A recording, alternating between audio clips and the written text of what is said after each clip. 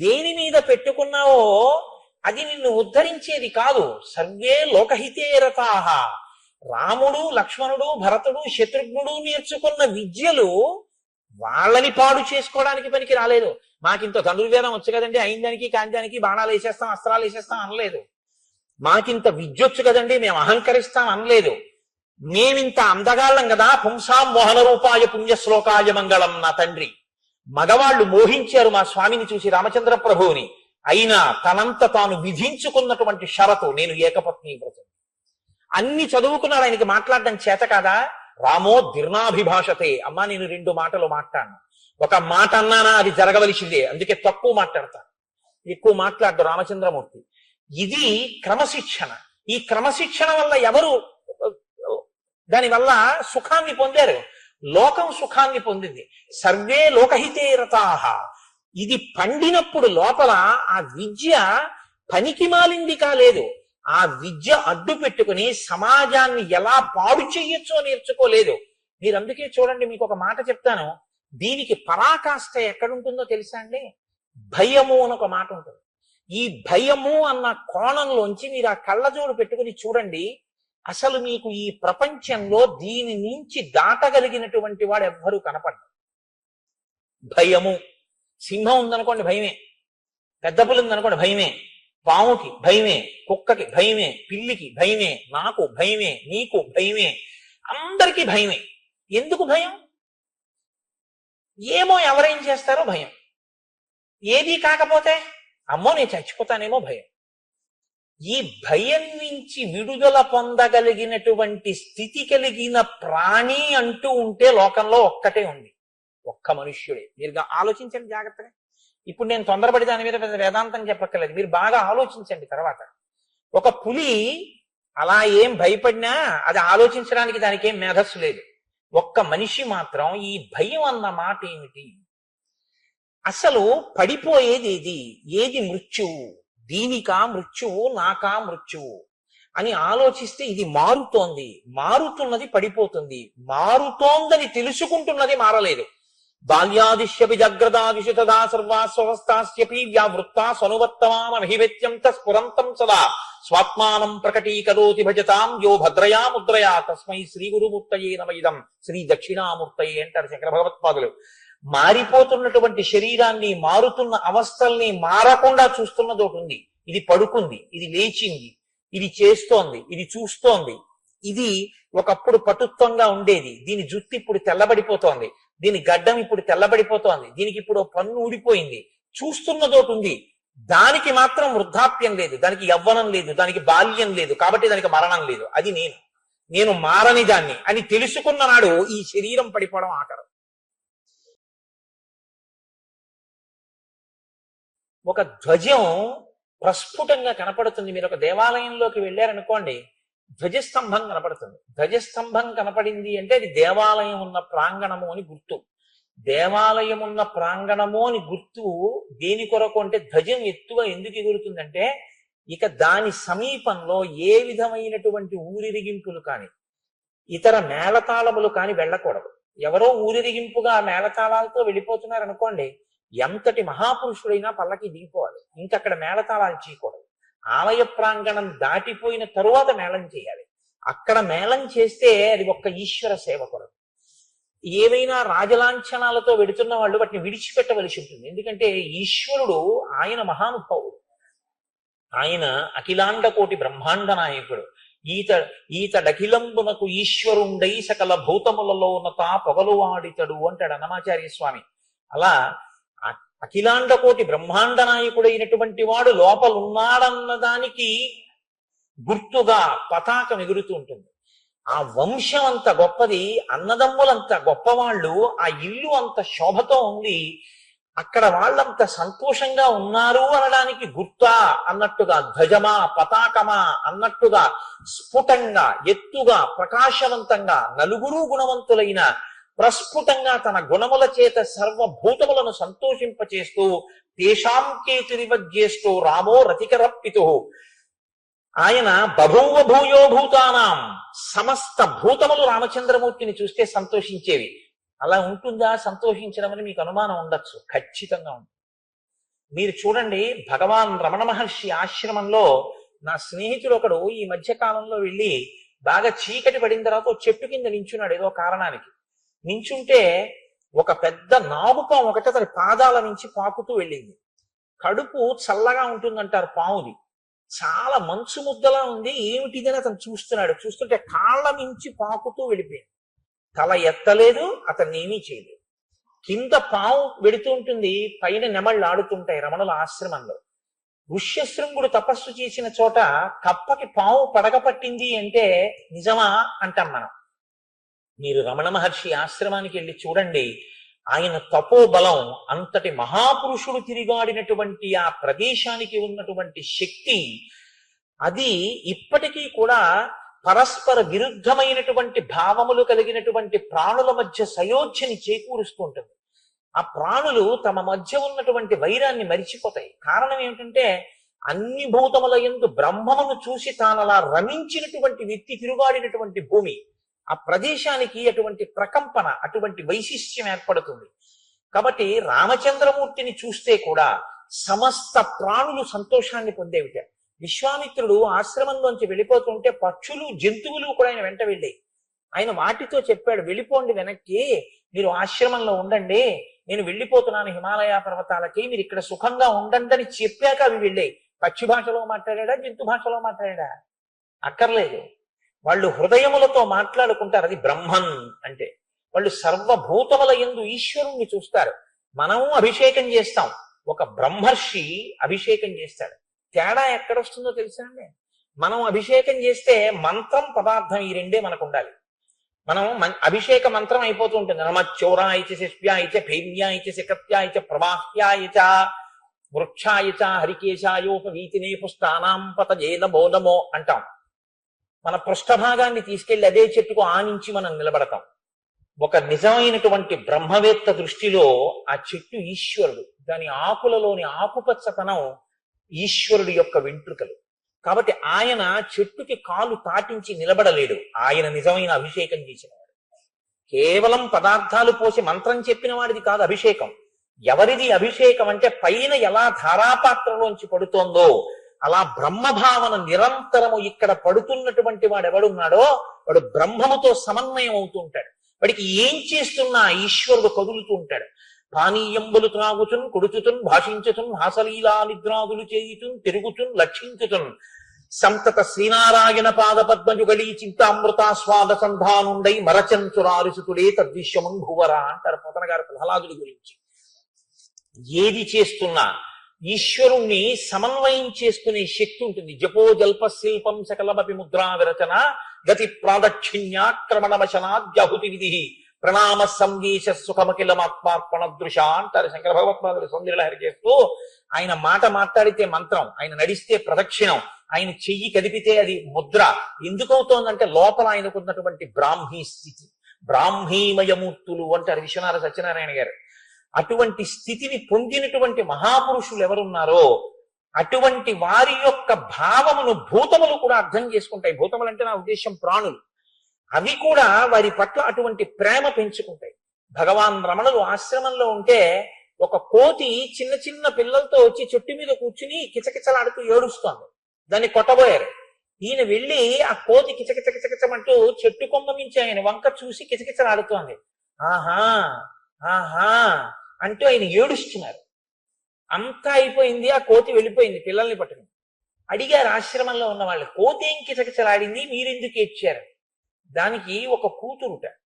ఈ మధ్యనే అల్లుడు కూతురు కలిసి సంతోషంగా ఉంటే పిల్లలు పుట్టేయట. అనుకోకుండా హఠాత్తుగా ప్రమాదం జరిగి కూతురు అల్లుడు కూడా మరణించారట. ఈ చంటి పిల్లల్ని నేను పోషించవలసి వచ్చింది వృద్ధాప్యంలో. భగవన్ నాకు ఎంత కష్టం వచ్చిందో చూడండి అనేది నాకు చెప్పుకోవడానికి వచ్చింది. దాని కష్టం విని నేను విచలితుడనయ్యాను అన్నారు. వారు బ్రాహ్మీమయమూర్తులు.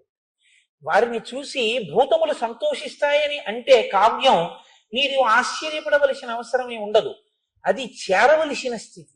మనుష్యుడుగా పుట్టినటువంటి వాడు చేరవలసిన స్థితి.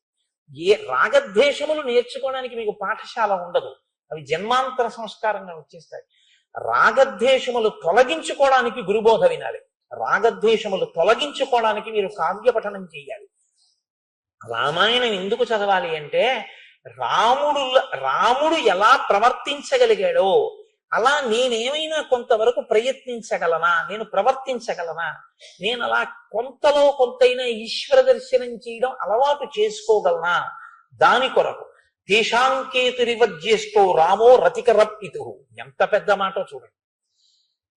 తండ్రికి కొడుకు పుట్టడం గొప్ప విషయం కాదు, కానీ తండ్రి గారి పరువు ప్రతిష్టలు నిర్ణయింపబడేది కుమారుని వలనే. మీరు జ్ఞాపకం పెట్టుకోండి. ఎందుకో తెలుసా? తండ్రి శ్రీరామనవమి ఉత్సవాలు అవుతున్నాయంటే ఓ పందిట్లోకి వెళ్ళాడు. అయ్యా మీరు వచ్చారు, ఏమైనా విరాళం ఇవ్వండి, అన్నదానం చేస్తాం నవరాత్రులు అయిపోయాకన్నారు. ఒక 100 రూపాయలు రాసి మా అబ్బాయి దగ్గర అడిగి పుచ్చుకోండి రేపు అన్నాడు. ఆ మరునాడు ఆయన సంధ్యావందనం చేసుకుంటున్నాడు. వీళ్ళ రసీదు పట్టుకెళ్ళి వాళ్ళ అబ్బాయికి ఇచ్చి, నాన్నగారు 100 రూపాయలు రాశారండి ఇస్తారా అన్నారు. ఆయనకేం పని పాడా, రిటైర్ అయ్యి 10 ఏళ్ళు అయింది. కనపడ్డ చోటల్లా రాస్తాడు. రాస్తే మీరు రసీదు ఇచ్చేయడమేనా? ఇచ్చేవాడిని నేను, నన్ను అడిగి రాయాలా, ఆయన మాట ఇస్తే రాయాలా?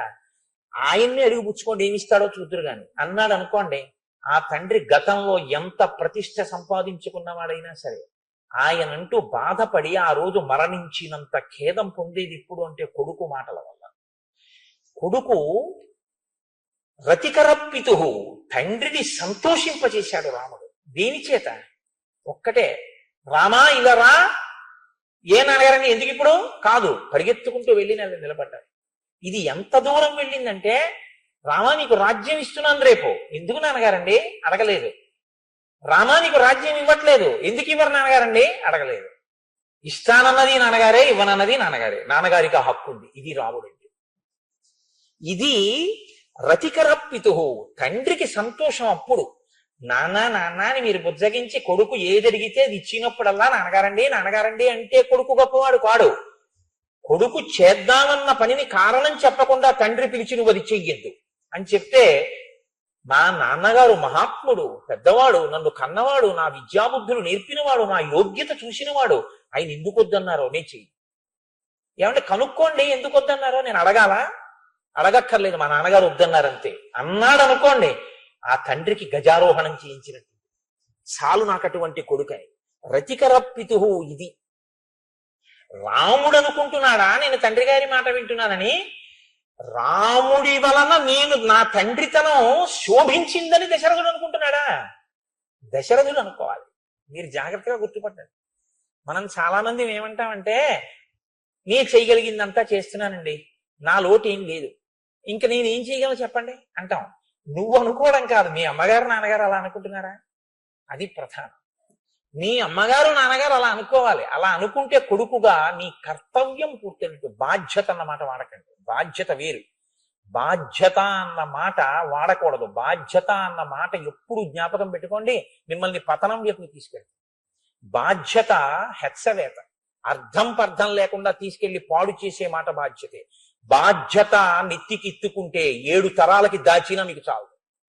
కర్తవ్యం మీరు జీవితంలో అలవాటు చేసుకుంటే, మీరు చెయ్యవలసిన పని మీరు చేశారు, వాడి యోగ్యతలు వాడి ఇష్టం. నా కొడుక్కి ఇంజనీరింగ్ ఫీజు కట్టాను, ఇంజనీరింగ్ కాలేజీలో జాయిన్ చేశాను, ఒక హాస్టల్ చూశాను, వాడి అడిగిన రూమ్ లో పెట్టాను, పుస్తకాలు ఇచ్చాను. వాడు ఇంజనీరింగ్ చదువుకుని పేరు పక్కన బీటెక్ తెచ్చుకుంటే, వాడు కనపడినప్పుడల్లా వాడికి మంచి మాటలు చెప్పాను. వాడు చెడిపోతే నీ అనుష్ఠానం నువ్వు పాడు చేసుకోవద్దు. నీ కర్తవ్యం పూర్తి. నువ్వు చెయ్యవలసింది చేయడం కర్తవ్యం. అంతకు మించి నువ్వు అనుకున్నట్టు అవ్వట్లేదని బాధపడిపోవడం బాధ్యత. నీ వ్యక్తిత్వాన్ని పాడు చేస్తుంది బాధ్యత, నీ వ్యక్తిత్వాన్ని నిలబెడుతుంది కర్తవ్యం. అందుకే మనిషి ఎప్పుడు కర్తవ్య నిష్టతో నిలబడాలి. మీరు చూడండి, ఎప్పుడు మాట్లాడినా మన శాస్త్రాలు కర్తవ్యం అన్న మాటే మాట్లాడతాయి. కర్తవ్యం దైవమాన్నికం. లే సంధ్యావందనం చెయ్యి, చేయకపోతే కర్మ. శిష్యుడు ఎంతవరకు విశ్వామిత్రుడు చెప్తాడంతే, వినకపోతే విశ్వామిత్రుడు ఇలా వేళ్ళు విరవకూడదు. చూసామండి, చెప్పానండి, రాముడు లేవలేదండి, నీ పని నువ్వు చేసుకో బస్. ఒకనాడు వృద్ధిలోకి వస్తాడు, ఒకనాడు చేస్తాడు. నా వెంట వచ్చాడుగా, అదే గుర్తు మార్పుకి. ఒకనాడు చక్కటి స్థితిని పొందుతాడు, లోపల మాత్రం మంచి ఆశీర్వచనించి. నువ్వు కదిలిపోకు, ఇది కర్తవ్య నిష్ట. కాబట్టి తేషాం కోయతరివజ్యేష్టో రామో రతికరప్పితు బభూవ భూయో భూతానాం స్వయంభూరివ సమ్మతః సర్వే వేద విధ శూరా సర్వే లోకహితే రతా సర్వే జ్ఞానోపసంపన్నా సర్వే సముదితా గుణై. చాలా పెద్ద శ్లోకం అండి, చాలా పెద్ద శ్లోకం, నిజానికి చాలా గొప్ప శ్లోకం ఇది. నాకైతే అనిపిస్తుంది ఈ శ్లోకం నేను అనేక పర్యాయాలు కళాశాలలో యందు ఉపన్యాసాలు ఇవ్వడానికి వెళ్ళినప్పుడు నేను ఈ శ్లోకాన్ని ఎక్కువగా ఉదాహరిస్తూ ఉంటాను. సర్వే వేద విధ శూరాహ. ఒక అధ్యాపకుడు, ఆచార్యుడు, గురువు, మీరే పేరుతో పిలవండి, కించిత్ భేదం, ఒక బోధ చేసేటప్పుడు ఆయన ఉద్దేశ్యం ఏమిటి అంటే అది అందుకోవాలి ఎదురుగుండా ఉన్న వాళ్ళని. తప్ప ఇప్పుడు నేనే శ్రీరామాయణం మీద 4 మాటలు చెప్పడానికి వచ్చాను. నా ఉద్దేశ్యం ఏమిటి? నాకు తెలుసున్నది అన్నది ఏదైనా ఉంటే మీ అందరితో దాన్ని పంచుకోవాలి అన్నది నా ఉద్దేశ్యం. నాకు తెలుసునని కానీ మీకు తెలియదని కానీ కూర్చున్నవాడని మాత్రం కాదు. నేను మిమ్మల్ని అడ్డు పెట్టి చెప్పుకుని ధన్యుడినవుతాను. ఒక గురువు బోధ చేస్తే వాడు ఆవలించి కునుకుతున్నప్పుడు ముఖ్య విషయాలు చెప్దాం, వాడు వినకుండా మిగిలిన వాళ్ళు వింటారని చెప్పడు, అందరూ వినాలనే చెప్తాడు. మరి అందరూ ఎందుకు సమాన స్థాయిలో అందుకోలేకపోతున్నారు మీరు గమనించండి. అంటే గురువు యొక్క హృదయాన్ని, దానికే ఈ రెండిటికి మధ్యలో వచ్చే మాటని శాస్త్రం ఏమందంటే శ్రద్ధ అని పిలిచింది. మా గురువు గారు మాట్లాడుతున్నప్పుడు నేను వినకపోతే, నా దృష్టి ఇతర విషయముల వైపుకి వెళ్ళిపోతే, నేను నా జీవితంలో అత్యంత ప్రయోజనకరమైనటువంటి విషయాన్ని పోగొట్టేసుకుంటాను. కాబట్టి వినడం తప్ప, శృణ్వంతప భద్రం కర్ణేభి శృణయామ దేవాహ అంటాం. మా చెవులు భద్రముగా ఉండుగాక, ఎప్పుడూ ఈ మాటలను వినుగాక. అలా వినడంలో మనసు వైక్లభ్యాన్ని పొందిందనుకోండి, ఇక్కడతో చాలు. ఇంకా ఆయన చెప్పితే మాత్రం మనకెందుకు అనిపించింది అనుకోండి, మీ స్థాయి శ్రద్ధ ఉన్నవాడి స్థాయిని పొందదు. గురువు గారి దగ్గర మీరు కూర్చుంటారేమో కానీ గురువు గారి హృదయాన్ని మాత్రం మీరు పుచ్చుకోలేరు. అందుకే శృంగగిరి పీఠాన్ని అధివసించినటువంటి చంద్రశేఖర భారతీ స్వామి వారు ఓ మాట చెప్తుండేవారు. మమ్మల్ని జగద్గురువు అని ఎందుకు పిలుస్తారో తెలుసా? మేము ఈ జగత్తంతా వెళ్ళి అందరికీ బోధ చేస్తామని కాదు. నేను ఇక్కడ ఉండి మాట్లాడుతుంటే నా మాటని పట్టుకుని తన అనుష్ఠానాన్ని దిద్దుకుని నా మీద నమ్మకంతో, నా మాట మీద నమ్మకంతో తనని తాను దిద్దుకుని నేను చెప్పిన మాటలో, ఆ బాటలో నడిచిన వాడెవడో వాడు నాకు శిష్యుడు.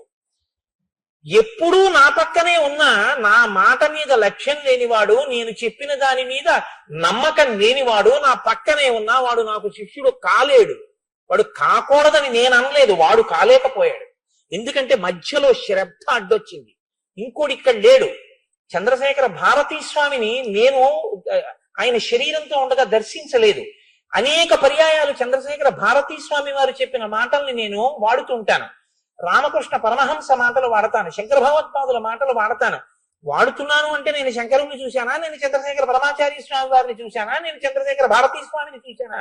నేను చూడలేదు మాంసనేత్రంతో. చూడకపోయినా నాకు వారి మాట స్ఫురణలోకి వచ్చింది అంటే ఆ స్థాయిలో నాకు వారి మాట మీద ఒక గురి ఉంది, ఒక విశ్వాసం ఉంది. అందుకే పుస్తకంలో ఉన్నది విద్య కాదు, మీ గుండెలలోకి వచ్చింది అనుష్ఠానం. పుస్తకం, గురువుగారు చెప్పిన పుస్తకం ఇంట్లో పెట్టుకుంటే మీకు ఎంతవరకు పనికి వస్తుంది? పుస్తకం గభాల గూట్లోంచి లేచి అడ్డంగా వచ్చి నువ్వు ఈ పని చెయ్యొద్దు అని మీకు అడ్డుపడలేదు.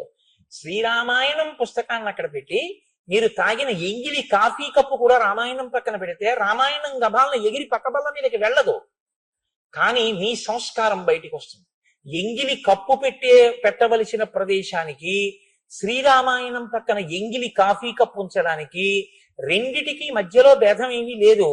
అంత పవిత్రమైన వస్తువు అన్న భావన మీకుంటే అసలు మీ చెయ్యి ఎంగిలి కప్పు అక్కడ పెట్టడాన్ని అంగీకరించి. ఇంకొక మాట చెప్తాను, కాఫీ తాగిన చేత్తో రామాయణాన్ని మీరు ముట్టుకోలేరు, చేతులు కడుక్కుని రామాయణం ముట్టుకుంటారు. కారణం ఏంటంటే మీకు దాని మీద ఉన్న విశ్వాసం. నేను ఒకసారి ఒక ఆశ్చర్యకరమైన సందర్భం చూశా. చంద్రశేఖర పరమాచార్య స్వామి వారి అనుగ్రహ భాషణాలు చదువుకుంటున్నాడు నా మిత్రుడు. నేను ఒకసారి వాళ్ళ ఇంటికి వెడితే మడి కట్టుకుని ఇలాంటి బల్ల మీద పెట్టి అతను చదువుకుంటున్నాడు, దర్భాసనం వేసుకుని. నేను అనుకున్నాను ఏదో పారాయణ చేస్తున్నాను అనుకున్నాను. అయిపోయిన తర్వాత అడిగా, ఏం చదువుతున్నావో మిత్రమా అని. అంటే పరమాచార్య స్వామి వారి అనుగ్రహ భాషణాలు చదువుతున్నాను. దానికి మడిబట్ట కట్టుకుని చదువుకుంటున్నావేమి అన్నాను. అంటే ఆయన నాతో అన్న మాటకి నేను తెల్లబోయాను. పరమాచార్య స్వామి వారి అనుగ్రహ భాషణం నేను చదివితే పరమాచార్య స్వామి వారు నా ఎదురుగుండా వచ్చి కూర్చుని మాట్లాడినట్టే కదా కోటేశ్వరరావు గారు. అది నేను చదువుతుంటే అదేగా నా మనసులో పెడుతోంది. పరమాచార్య వంటి మహాపురుషుల ముందు నేను కూర్చుని వింటే పైన చొక్కాతో బనీంతో కూర్చోనుగా. అందుకని విప్పేసి మడిబట్ట కట్టుకుని పరమాచార్యయే చెప్తున్నారు అని వింటున్నానండి, అలా చదువుతున్నానండి అన్నారు. సా శ్రద్ధ కవితా సిద్ధి యయా వస్తూపలభ్యతే. వారికి లభిస్తాయి, గురు బోధ తలకెక్కుతుంది. సర్వే వేద విద శూరాహ. ఎక్కడొచ్చింది ప్రజ్ఞ? వశిష్ఠుడి దగ్గర రామ లక్ష్మణ భరత శత్రుఘ్నులు నలుగురు విన్నారు. రాముడు నేర్చుకున్నంత లక్ష్మణుడికి రాలేదు, లక్ష్మణుడు నేర్చుకున్నంత భరతుడికి రాలేదు, భరతుడు నేర్చుకున్నంత శత్రుఘ్నుడికి రాలేదు అని మీరు చెప్పే అవకాశం రామాయణంలో ఉందా? లేదు. గురువు గారు ఏం చెప్పారో అది నలుగురికి సమానంగా వచ్చింది. అంటే ఇప్పుడు శ్రద్ధ నలుగురిది ఎటువంటిది? ఒక్కలాంటిది. ఇది ఎవరి అదృష్టం? తండ్రి అదృష్టం. ఎంత సంతోషపడిపోతాడు ఆ తండ్రి. ఏమి పిల్లల్ని కన్నావయ్యా దశరథ, ఏది చెప్తే అది నలుగురు పట్టుకుంటారు, నలుగురు అనుష్ఠిస్తారు. ఇంకా భేదం లేదు నలుగురి మధ్యలో, ఒక్కలా పట్టుకుంటారు. గురువు గారు చెప్పాక పరీక్ష రాస్తే నలుగురి ఆన్సర్ పేపర్ ఒక్కలా ఉంటుంది. అంత బాగా అర్థం చేసుకున్నారంటే గురు హృదయాన్ని పట్టుకోగలిగినటువంటి శ్రద్ధ కలిగినటువంటి వారు. శ్రద్ధ ఉండడం ఒకెత్తు, సర్వే వేద విద శూరాహ. గురువు దగ్గర విన్నారు వేదాలన్నింటినీ, బాగా తెలుసుకున్నారు. సర్వే లోక హితేరతా. లోకముల యొక్క హితమునందు కోరిక ఉన్నవాళ్ళు. ఇది చాలా చాలా అవసరం అండి.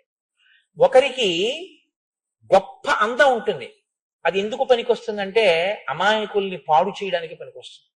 ఒకడికి విద్య ఉంటుంది, ఎందుకు పనికొస్తుందంటే అహంకరించడానికి పనికొస్తుంది. జ్ఞాన కలునిలోని శారదయువులే అంటారు పోతన గారు. అది దేనికి పనికొస్తుందంటే ఆయన అహంకారం పొందడానికి పనికొచ్చింది ఆ విద్య. ఒకడికి ధనం ఉంటుంది, దేనికి పనికొచ్చింది అంటే దాచి దాచి దాచి తుదకు దొంగలకిత్తురో దొరలకవును. లేకపోతే దాని మీద భ్రాంతి పెంచుకుని పెంచుకుని పెంచుకుని మార్కండేయ పురాణంలో చెప్పినట్టు అదే తలుచుకుంటూ శరీరం విడిచిపెట్టి ఎక్కడ ఏ భోషానంలో పెట్టి డబ్బు బంగారం నగలు దాచాడో దాని మీద భ్రాంతి పోక చీకటిగా ఉన్న ఆ భోషానం కిందకి ఎవరైనా వచ్చి తీసేస్తారేమోనని తన కొడుక్కి తన బిడ్డలకే దక్కాలన్న భ్రాంతితో దాని కింద విషం తోకలో పెట్టుకుని నోట్లో పెట్టుకుని పావు పిల్లో తేలో జెర్రు అయి కింద పడుకుని ఉంటాడు చీకట్లో చమాయింపులో. ఎందుకంటే ఎవరొస్తారో కరిచేద్దామని. తీరా వచ్చి కొడుకు తీస్తూ ఉంటాడు, ఎవరో తీసేస్తున్నారు, అమ్మో ఖర్చు పెట్టేస్తున్నాడు, పాడు చేసేస్తున్నాడు, వెళ్ళి కుట్టబోతాడు. దేని పెట్టి కొడతాడు? చెప్పుచ్చు కొడతాడు. కొడితే చచ్చిపోతూ అనుకుంటాడు, ఇంత సంపాదించాను, ఇక్కడ కాపు కాశాను, చెప్పెట్టి కొట్టి చంపేస్తున్నాడు. తీరింది భ్రాంతి అంది మార్కండేయ పురాణం. దేని మీద పెట్టుకున్నావో అది నిన్ను ఉద్ధరించేది కాదు. సర్వే లోకహితే రతాహ. రాముడు లక్ష్మణుడు భరతుడు శత్రుఘ్నుడు నేర్చుకున్న విద్యలు వాళ్ళని పాడు చేసుకోవడానికి పనికి రాలేదు. మాకింత ధనుర్వేదం వచ్చు కదండి, అయిందానికి కాందానికి బాణాలు వేసేస్తాం అస్త్రాలు వేసేస్తాం అనలేదు. మాకింత విద్యొచ్చు కదండి మేము అహంకరిస్తాం అనలేదు. మేమింత అందగాళ్ళం కదా, పుంసాం మోహన రూపాయ పుణ్యశ్లోకాయ మంగళం. నా తండ్రి మగవాళ్లు మోహించారు మా స్వామిని చూసి, రామచంద్ర ప్రభువుని. అయినా తనంత తాను విధించుకున్నటువంటి షరతు, నేను ఏకపత్ని వ్రతం. అన్ని చదువుకున్నాడు, ఆయనకి మాట్లాడడం చేత కాదా? రామో దీర్ణాభిభాషతే. అమ్మా నేను 2 మాటలు మాట్లాడను, ఒక మాట అన్నానా అది జరగవలసిందే, అందుకే తక్కువ మాట్లాడతాను, ఎక్కువ మాట్లాడదు రామచంద్రమూర్తి. ఇది క్రమశిక్షణ. ఈ క్రమశిక్షణ వల్ల ఎవరు దానివల్ల సుఖాన్ని పొందారు? లోకం సుఖాన్ని పొందింది. సర్వే లోకహితే రతాహ. ఇది పండినప్పుడు లోపల ఆ విద్య పనికి మాలింది కాలేదు. ఆ విద్య అడ్డు పెట్టుకుని సమాజాన్ని ఎలా పాడు చెయ్యొచ్చో నేర్చుకోలేదు. మీరు అందుకే చూడండి, మీకు ఒక మాట చెప్తాను, దీనికి పరాకాష్ట ఎక్కడుంటుందో తెలుసా అండి? భయము అని ఒక మాట ఉంటుంది. ఈ భయము అన్న కోణంలోంచి మీరు ఆ కళ్ళజోడు పెట్టుకుని చూడండి, అసలు మీకు ఈ ప్రపంచంలో దీని నుంచి దాటగలిగినటువంటి వాడు ఎవ్వరూ కనపడ్డారు. భయము. సింహం ఉందనుకోండి భయమే, పెద్ద పులి ఉందనుకోండి భయమే, పాముకి భయమే, కుక్కకి భయమే, పిల్లికి భయమే, నాకు భయమే, నీకు భయమే, అందరికీ భయమే. ఎందుకు భయం? ఏమో ఎవరేం చేస్తారో భయం. ఏది కాకపోతే అమ్మో నేను చచ్చిపోతానేమో భయం. ఈ భయం నుంచి విడుదల పొందగలిగినటువంటి స్థితి కలిగిన ప్రాణి అంటూ ఉంటే లోకంలో ఒక్కటే ఉంది, ఒక్క మనుష్యుడే. మీరు ఆలోచించండి జాగ్రత్తగా. ఇప్పుడు నేను తొందరపడి దాని మీద పెద్ద వేదాంతం చెప్పక్కర్లేదు, మీరు బాగా ఆలోచించండి. తర్వాత ఒక పులి అలా ఏం భయపడినా అది ఆలోచించడానికి దానికి ఏం మేధస్సు లేదు. ఒక్క మనిషి మాత్రం ఈ భయం అన్న మాట ఏమిటి, అసలు పడిపోయేది ఏది మృత్యువు, దీనికా మృత్యువు, నాకా మృత్యువు అని ఆలోచిస్తే ఇది మారుతోంది, మారుతున్నది పడిపోతుంది, మారుతోందని తెలుసుకుంటున్నది మారలేదు.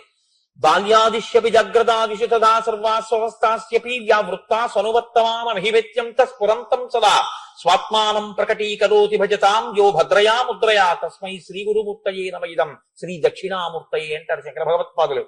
మారిపోతున్నటువంటి శరీరాన్ని, మారుతున్న అవస్థల్ని మారకుండా చూస్తున్నది ఒకటి ఉంది. ఇది పడుకుంది, ఇది లేచింది, ఇది చేస్తోంది, ఇది చూస్తోంది. ఇది ఒకప్పుడు పటుత్వంగా ఉండేది, దీని జుట్టు ఇప్పుడు తెల్లబడిపోతోంది, దీని గడ్డం ఇప్పుడు తెల్లబడిపోతోంది, దీనికి ఇప్పుడు పన్ను ఊడిపోయింది.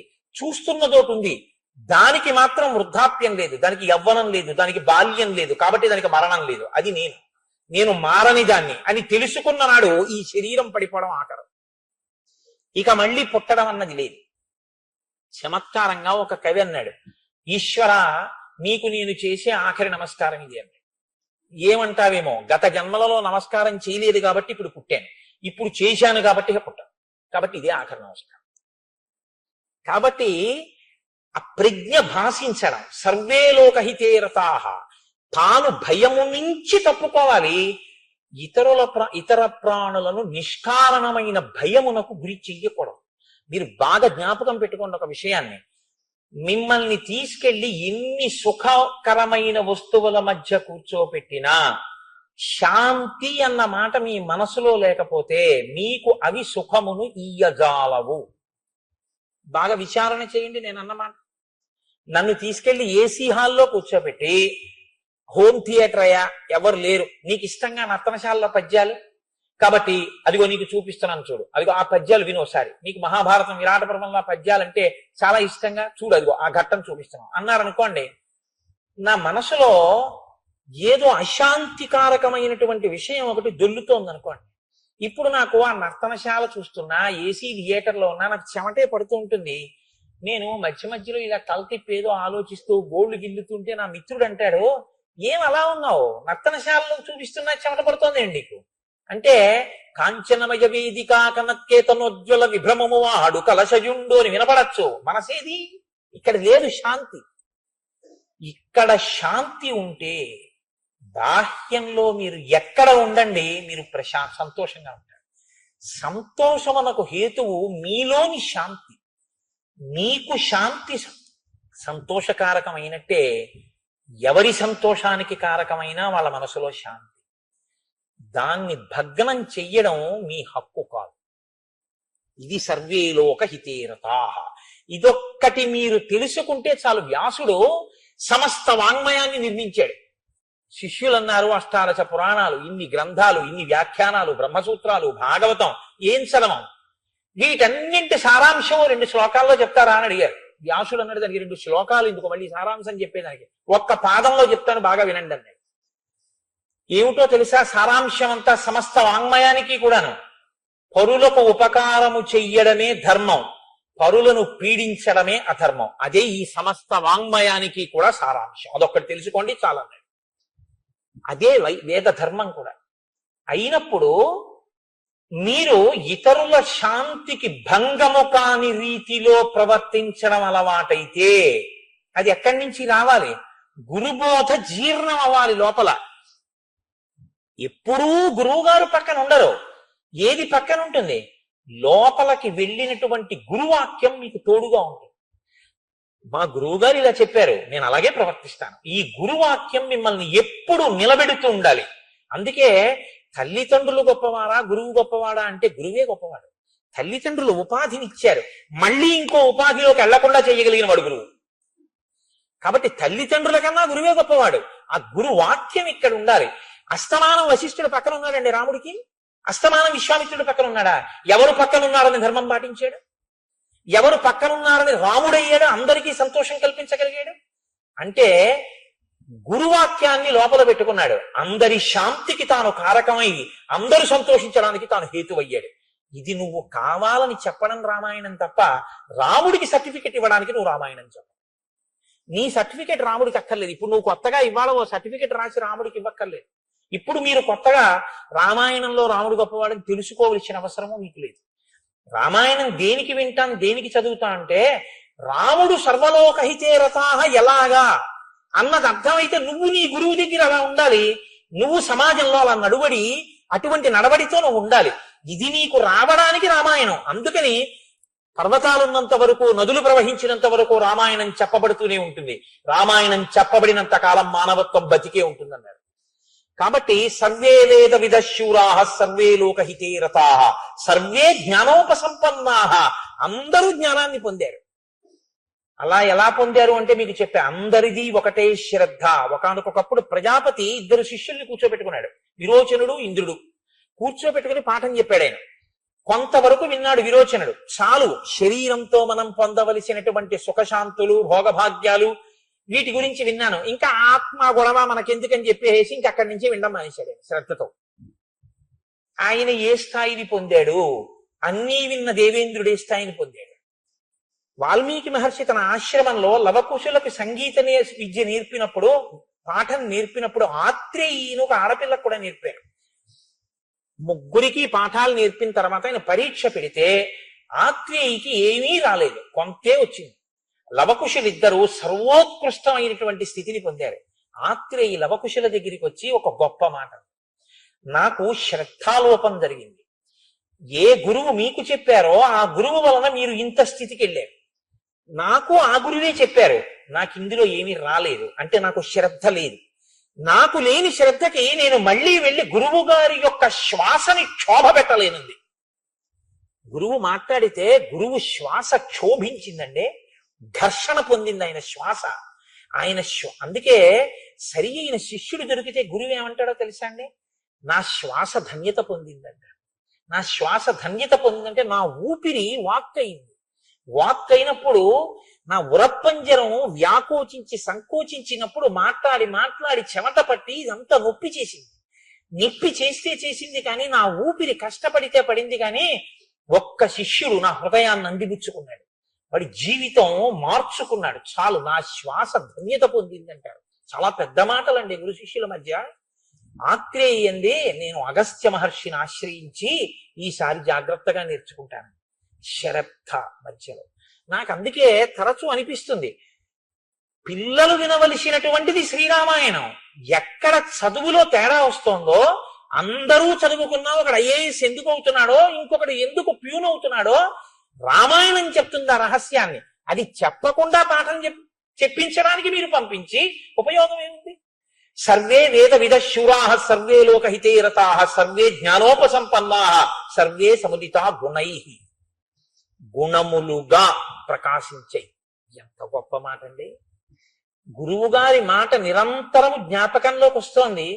జ్ఞాపకంలోకి రావడం వల్ల ఆ పని చేసేటప్పుడు మా గురువు గారు ఇలా చెప్పారు కాబట్టి నేను ఇలాగే చెయ్యాలని అంత జాగ్రత్తగాను చేస్తున్నాడు. ఇప్పుడు అందరూ సంతోషిస్తున్నారు, అబ్బబ్బా ఎంత మంచివాడండి, ఎంత మంచివాడండి అంటున్నారు. ఇప్పుడు ఆ గుణం ప్రకాశించడానికి కారణం ఏమిటి? నేర్చుకున్నది అనుష్ఠానంలో, నిత్య జీవితంలో, ప్రవర్తనలో, నడవడిలో ప్రకాశిస్తోంది. అది కనపడుతోంది, తెలుస్తోంది. రంతిదేవుడికి నేర్పారు. రంతిదేవుడు ధర్మం గురించి నేర్చుకున్నాడు, పరోపకారం గురించి నేర్చుకున్నాడు. చిట్ట చివర ఆయన చేసిన ఉపకారానికి, ఇప్పుడు నేను రంతిదేవోపాఖ్యానం అంతా ఎక్కడ చెప్తాను, ఈశ్వరుడే ప్రత్యక్షమై నీకేం కావాలని అడిగాడు. ఆయన ఏం వరం అడిగాడో తెలుసా అండి? ఈ చరాచర జగత్తులో ఉండేటటువంటి సర్వభూతముల యొక్క కష్టాన్ని నేను భరించగలిగినటువంటి అదృష్టాన్ని నాకు ఇమ్మని అడిగాడు. ఇది పరోపకారం. దీనికి జీర్ణమైంది. ఒకడికి ఉపకారం చేసి ఒకటి కష్టాన్ని తాను పుచ్చుకుంటే వాడు పొందే తృప్తి తనకు అర్థమైంది. ఇది మనం అనుకరిస్తామంటే ఎలా కుదురుతుందండి?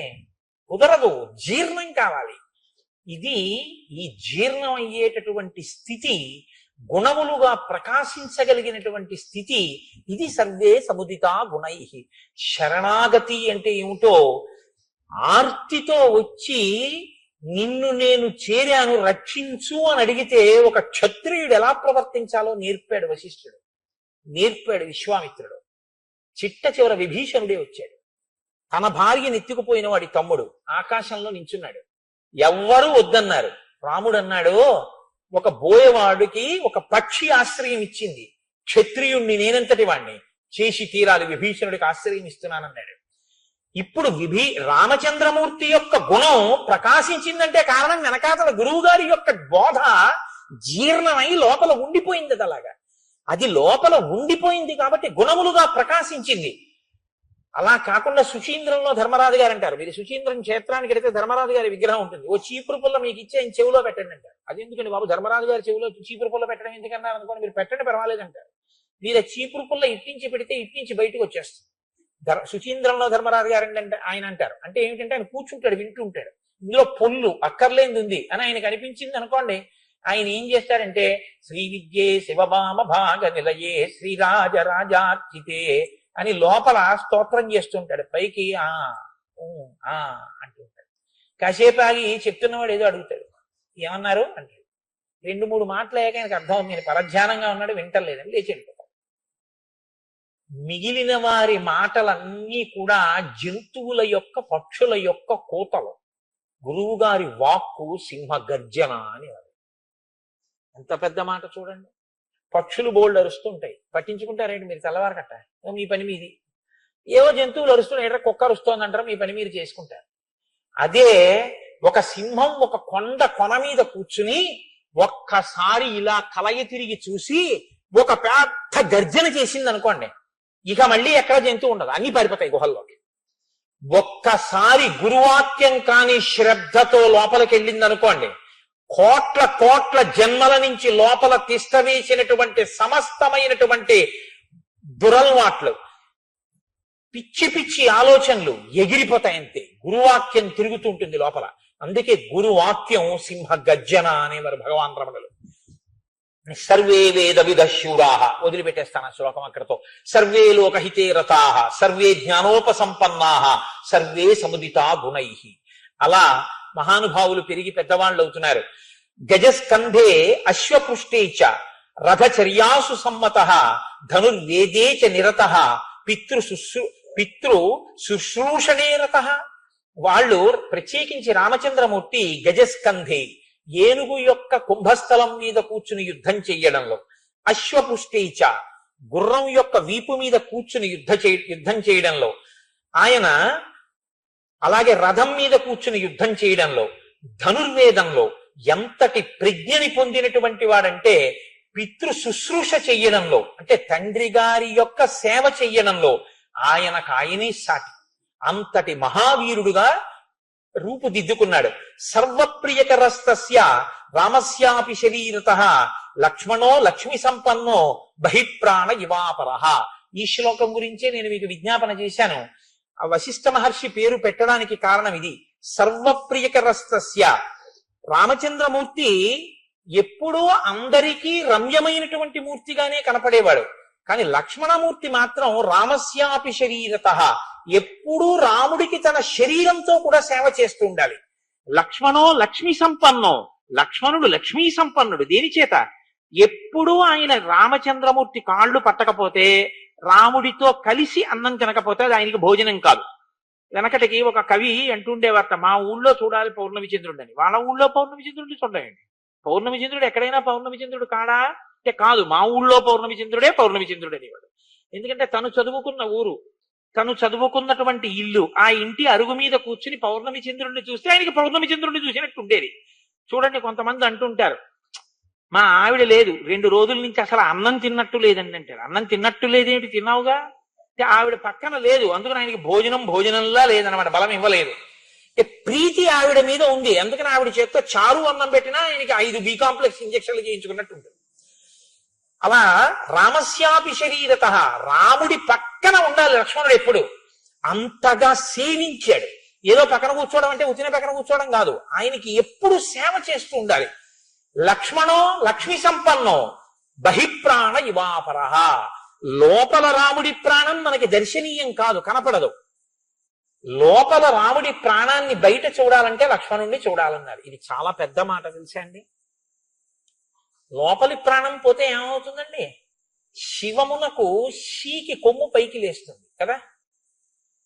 లక్ష్మణుడు వెళ్ళిపోతే ఏమవ్వాలి అప్పుడు? రాముడు బయట ప్రాణం అయితే రాముడి యొక్క శరీరమే పడిపోవాలి కదా. ఆయన పెట్టిన పేరు వృధా కాకూడదుగా. వాల్మీకి మహర్షి చెప్పారంటే నువ్వు చెప్పింది సత్యమని చెప్పారుగా బ్రహ్మగారు. రామావతార పరిసమాప్తి చేయించవలసి వస్తే ఉత్తరాఖండలో మొదట లక్ష్మణుణ్ణి తీసుకెళ్లిపోయారు. అందుకే లక్ష్మణుణ్ణి దూరంగా తీసుకెళ్లిపోతే లక్ష్మణుడు రాముణ్ణి విడిచిపెట్టి ఉండలేక సరయూ ప్రవేశం చేసేస్తే రాముడు కూడా ఉండలేక అవతార పరిసమాప్తి చేసేశాడు సరయులోకి. అందుకని ఆయన లక్ష్మణో లక్ష్మి సంపన్నో బహిప్రాణ ఇవాపర నచతేన వినా నిద్రాం లభతే పురుషోత్తమ మృష్ణమన్న ముపానీతం అశ్నాతి నచతం విన. రాముడిటువంటి వాడు. ఇది మీరు కొంచెం జాగ్రత్తగా చూడాలి. లోకంలో ప్రేమ అన్నది ఒకవైపు నుంచి ప్రవహిస్తే దానికి అర్థం ఉండదు. ఆ నిర్బంధ ప్రణయము అని నేను అన్నాను అనుకోండి, హాస్యాస్పదమైన మాట కింద ఉంటుంది. అంటే బలవంతంగా నేను మిమ్మల్ని ప్రేమించమని అడగడం. అదేంటి? మీరు నన్ను ప్రేమించడం అన్నది మీరు చేయాలి. అంటే మీరు నాకు నమస్కారం చేయడం అన్నది మీరు చేయాలి. అంతేగాని మీరు నన్ను ప్రేమించండి అని నేను శాసించాను అనుకోండి, అది ప్రేమ ఎలా అవుతుందండి? మీరు ధూర్తతనం మండిపోను అని ఏదో చేయాలంతే. నిర్బంధ ప్రణయం ఎటువంటిదో ఒకడే రెండో వాడిని ప్రేమించడం అటువంటిది. దానికి అర్థం ఏమి ఉండదు. ఇంకా యువతల వాడు తొలగతోస్తున్నా వాడు అలా వెంటబడి తిరుగుతుంటే కొంచెం లేఖితనం కింద ఏమిటో పాపం ఆయన ప్రారంభం, ఆయన అలా తిరుగుతుంటాడు, ఆయన కసురుకుంటూ ఉంటాడని అనిపిస్తుంది. లక్ష్మణుడు రాముడి శరీరంతో సేవించకుండా ఉండలేడు, అంత ప్రేమ. మరి రాముడుట నచతేన వినా నిద్రాం. పక్కన లక్ష్మణుడు లేకపోతే రాముడికి నిద్ర పట్టదుట. ఇది ఒకటి బాగా గుర్తుపెట్టుకోండి.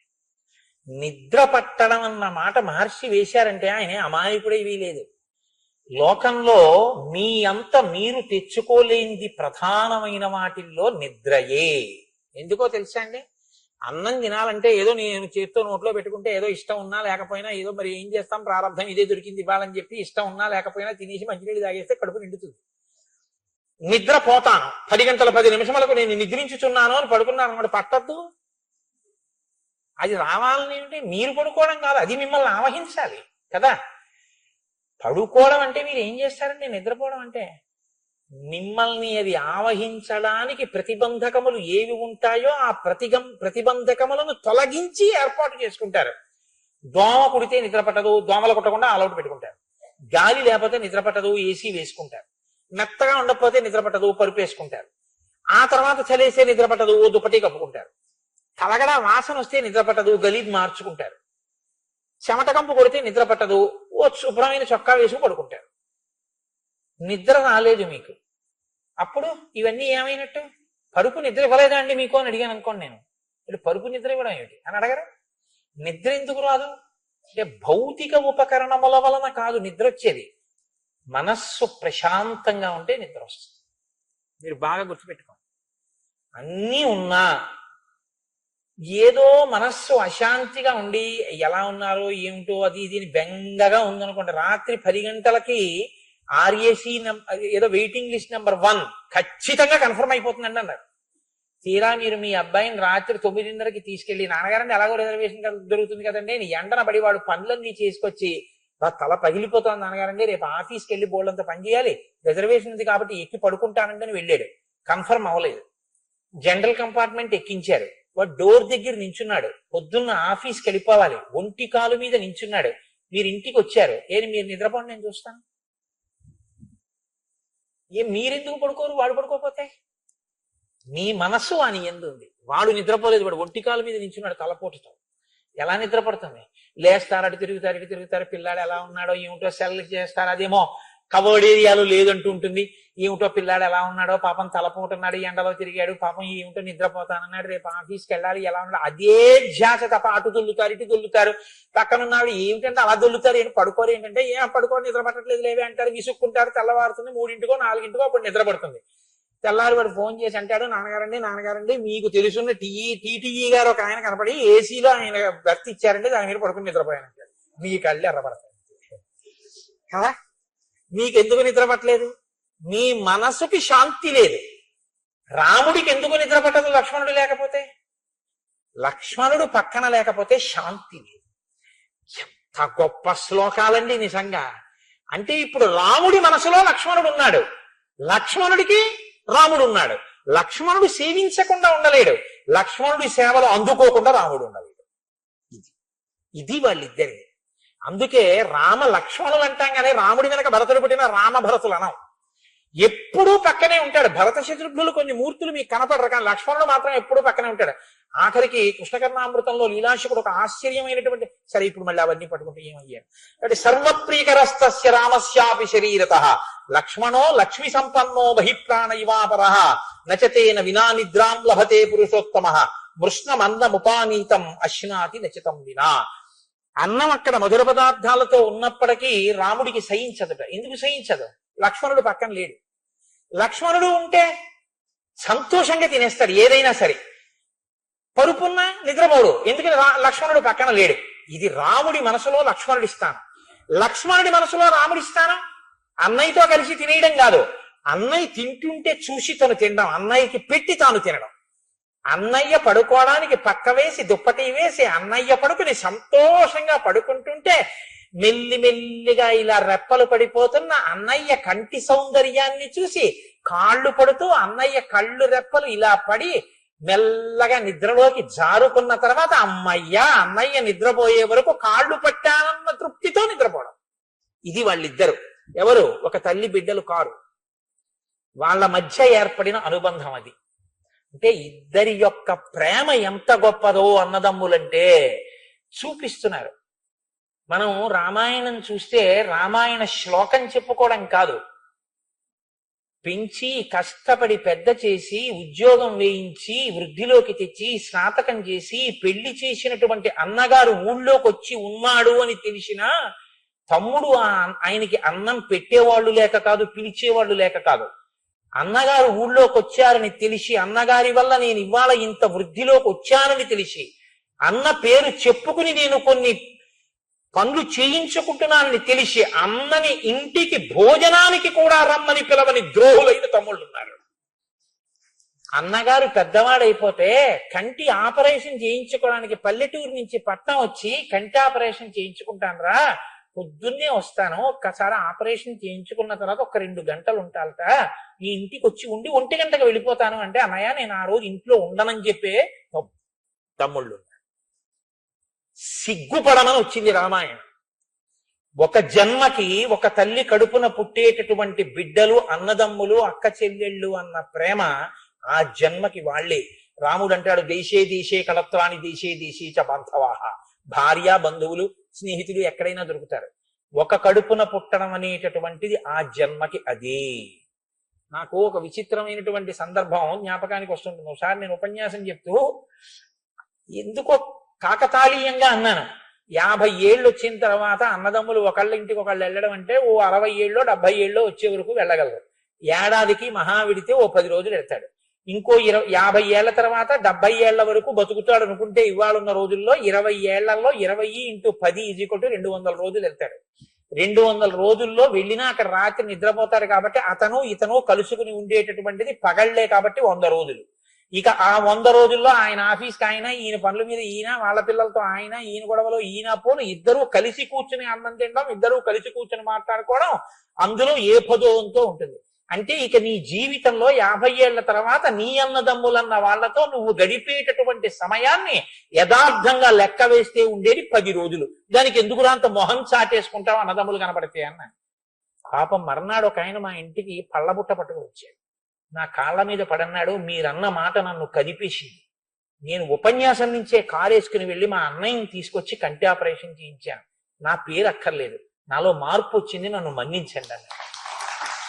అయ్యా, ఈ ప్రజ్ఞ నాది కాదు, శ్రీరామాయణంది, అందుకు ఇచ్చారు వాల్మీకి మహర్షి. అన్నదమ్ములు ఇలా బతకాలని ఇచ్చారు. మీరు చేసిన పనికి నేను మీకు నమస్కారం చెయ్యాలన్నాను. రామాయణం మనకి నేర్పుతుంది ఎలా బతకాలి. కాబట్టి నచతేన వినా నిద్రాం లభతే పురుషోత్తమ మృష్ణమన్నముపానీతం అశ్నాతి నచితం వినా. రామచంద్రమూర్తి లక్ష్మణమూర్తిని అంత ప్రేమించేవారు. తే యదా జ్ఞాన సంపన్నా సర్వే సముదితా గుణై హ్రీమంత కీర్తిమంతశ్చ సర్వజ్ఞా దీర్ఘదర్శన. సకల గుణ సంపన్నులై చక్కగా పాపపు పని ఏదైనా చెయ్యకూడని పని చెయ్యాలి అంటే ముందు సిగ్గు కలిగేదిట. ఆ సిగ్గు కలగడం అన్నది మంచి లక్షణం. చిచ్చి అటువంటి తప్పుడు పని చేయడమా అని లజ్జ కలగడం. చక్కటి కీర్తి కలిగినటువంటి వాళ్ళు, అన్నీ తెలుసున్న వాళ్ళు, దూరదృష్టి కలిగినటువంటి వాళ్ళు. తస్య చింతయమానస్యా మంత్రి మధ్యే మహాత్మన అభ్యాగచ్చన్ మహాతేజ విశ్వామిత్రో మహాముని. ఇక్కడ మీరు రామాయణం ఒక మనస్తత్వ శాస్త్రం. రామాయణాన్ని మీరు ఏ కళ్ళజోడు పెట్టుకు చూస్తే అలా కనపడుతుంది. చిన్నప్పుడు మాకు రామకోటి పందిట్లో ఏదో ఎర్ర కాగితాలున్న కళ్ళజోళ్ళు అమ్మేవారు, ఓ రబ్బర్ తాడుతో. అది పెట్టుకుంటే లోకం అంతా మండిపోతున్నట్టు కనపడేది, అదో సంతోషం. ఆకుపచ్చ కాగితం పెట్టుకుంటే అదంతా ఆకుపచ్చగా కనపడేది, సస్యకేదారాల్లాగా. అవన్నీ కళ్ళజోళ్ళు మార్చి మార్చి పెట్టుకుని అదంతా మా ఐశ్వర్యం అని పొంగిపోతుండేవాళ్ళం. అలా రామాయణాన్ని మీరు ఏ కళ్ళజోడు పెట్టుకు చూస్తే అది అలా కనబడుతుంది. అది మనస్తత్వ శాస్త్రం. లేక లేక లేక లేక లేక లేక పుట్టారండి రామలక్ష్మణ భరత శత్రుఘ్నులు. అందున ఇంతటి గుణములు కలిగినటువంటి పిల్లలు. మరి తండ్రికి వాళ్ళ మీద అపారమైనటువంటి ప్రేమ ఉండదా అంటే ఉండదండి. తండ్రికి ఇప్పుడు మనసులో ఉండేటటువంటి పెద్ద వ్యధ ఏమిటో తెలుసా? ఇంత మంచి పిల్లలే, వీళ్ళకి తగిన కోడళ్ళను తీసుకురావాలి. వీళ్ళు ఎంత మంచి వాళ్ళో ఈ మంచితనాన్ని కోడలు నిలబెట్టాలి.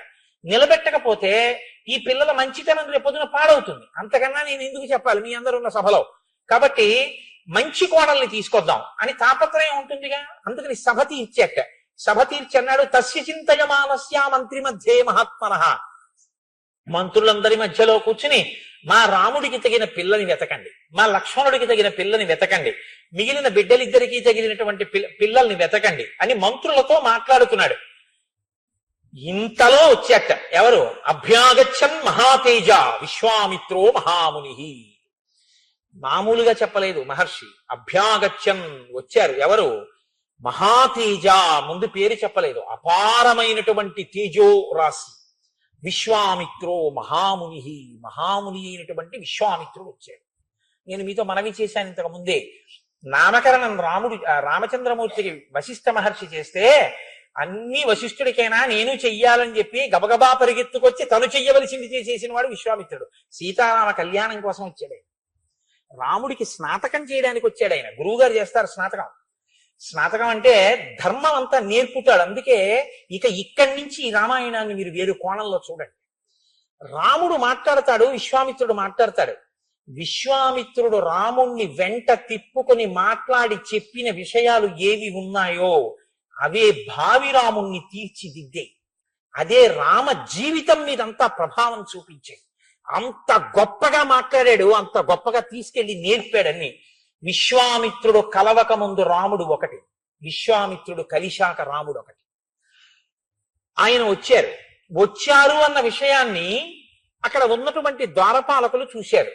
ఆయన అన్నాడు వచ్చి, నేను గాధిసుతుణ్ణి, కుశికపుత్రుణ్ణి, కౌశికుడు అంటారు, నేను విశ్వామిత్రుణ్ణి, నేను అంతఃపురంలో రాజదర్శనం చెయ్యాలనుకుంటున్నాను, వెళ్ళి మీ ప్రభువుకి చెప్పన్నారు. వాళ్ళకి కూడా విశ్వామిత్రుడన్న పేరు వింటే కించిత్ ఉలికిపాటు. ఎందుకంటే ఆయన బ్రహ్మర్షిత్వాన్ని పొందకముందు అదే పనిగా శాపాలు విడిచిపెట్టాడు. వాళ్ళు పరిగెత్తుకుంటూ అంతఃపురంలోకి వెళ్ళారు.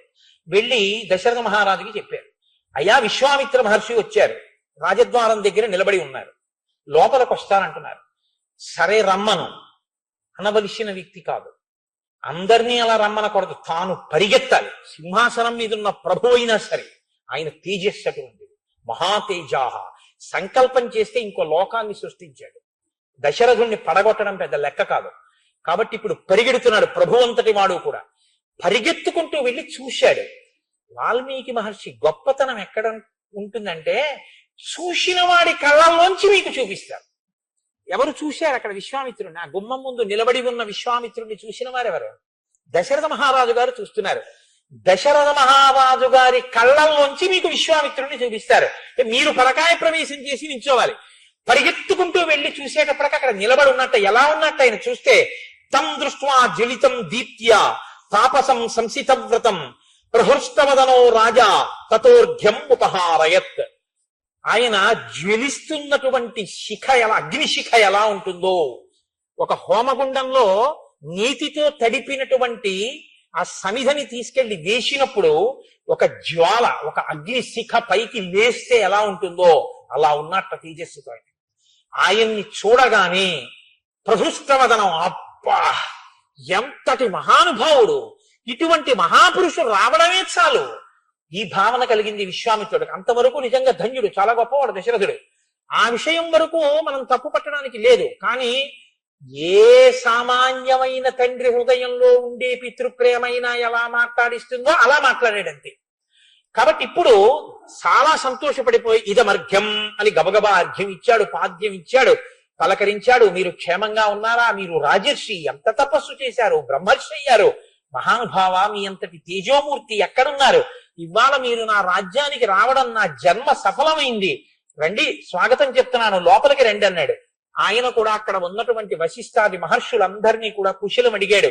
దశరథుణ్ణి కుశలం అడిగాడు, నువ్వు కుశలమా, రాజ్యం కుశలమా, సామంతులు కుశలమా, కోశాగారం చక్కగా సమృద్ధిగా ఉన్నదా, నీ ప్రజలందరూ సుఖ సంతోషాలతో ఉన్నారా, వర్షాలు పడుతున్నాయా, అన్ని విషయాలు అడిగాడు. లోకము యొక్క క్షేమము, దశరథుని యొక్క క్షేమము రెండూ అడిగాడు. అడిగి లోపలకు వచ్చాడు. ఉచితమైనటువంటి ఆసనం మీద కూర్చున్నాడు.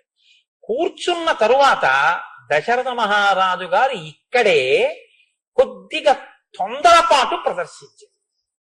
ఎందుచేత ఈ తొందరపాటు వచ్చింది అంటే, లోపల కించిత్ భయం ఉంది, పైకి చాలా భక్తి ఉంది. వచ్చినవాడు బ్రహ్మర్షి తెలుసు, కానీ ఇతపూర్వం అనేక పర్యాయములు శాపవాక్కు విడిచినవాడు. ప్రత్యేకించి అసలు విశ్వామిత్రుడి జీవితంలో కోపం అంతా వశిష్ఠుడి మీద. తనకి వశిష్ఠుడు కులగురువు, యాగం చేయిస్తే బిడ్డలు పుట్టారు. ఇప్పుడు హఠాత్తుగా వచ్చాడు. ఏమంటాడో అని భయం. కాబట్టి లేదా ఆయన యందు ఉన్నటువంటి అపారమైన భక్తి, ఆ స్వరూపాన్ని చూడగానే ఆయన అడిగిన తరువాత మనం చేస్తామన్నామా, మనమే చేసేస్తామంటే గొడవ వదిలిపోతుందిగా, నీకేం కావాలి చేసేస్తాను అనే ముందు పెద్దల దగ్గరికి వెళ్ళి అలా అన్న తర్వాత వాళ్ళు అడిగింది మనం చెయ్యలేకపోతే వాళ్ళు ఏమంటారు అన్నది ఆలోచించుకుని ఉంటే మాట్లాడేటప్పుడు జాగ్రత్తగా మాట్లాడతారు. ఇది చాలా గమ్మత్తుగా ఉంటుంది. మాట అన్నది చాలా విచిత్రంగా ఉంటుంది. నాతో కొంతమంది అప్పుడప్పుడు ఓ మాట అంటుంటారు, కోటేశ్వర గారు మీ ఉపన్యాసానికి రాలేకపోయినా ఏమనుకోకండి అంటుంటారు.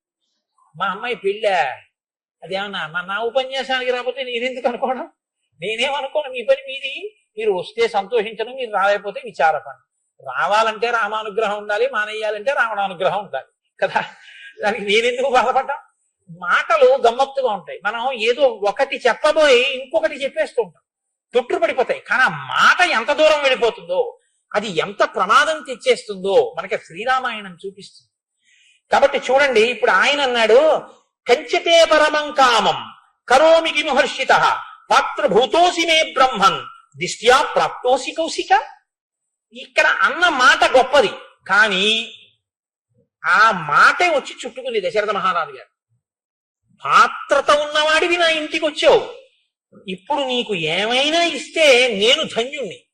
ఎంత అదృష్టమయ్యా ఇవాళ నాది, నువ్వు వచ్చావు, నీకేం కావాలి చెప్పు, నేను ఇచ్చేస్తాను అంటే. పుచ్చుకునేవాడు ఉంటాడు, పుచ్చుకోనివాడు ఉంటాడు. పుచ్చుకోనివాడు ఒకటి మీ దగ్గర పుచ్చుకున్నాడు అనుకోండి, ఇప్పుడు మీ జన్మ ధన్యమైందని గుర్తు. శంకర భగవత్పాదులు వెళ్ళి ఒక ఎండు ఉసిరిక పుచ్చుకున్నారు. ఎవరు ధన్యులయ్యారు? ఆయన ధన్యుడయ్యారా, లేకపోతే ఆ బ్రాహ్మణికి ఐశ్వర్యం వచ్చిందా? ఊరక రారు మహాత్ములు వా రథముల ఇండ్ల కడకు వచ్చుటలెల్లం కారణము మంగళములకు, మీరొచ్చుట శుభము మాకు నిజము మహాత్మా అంటారు భాగవతం.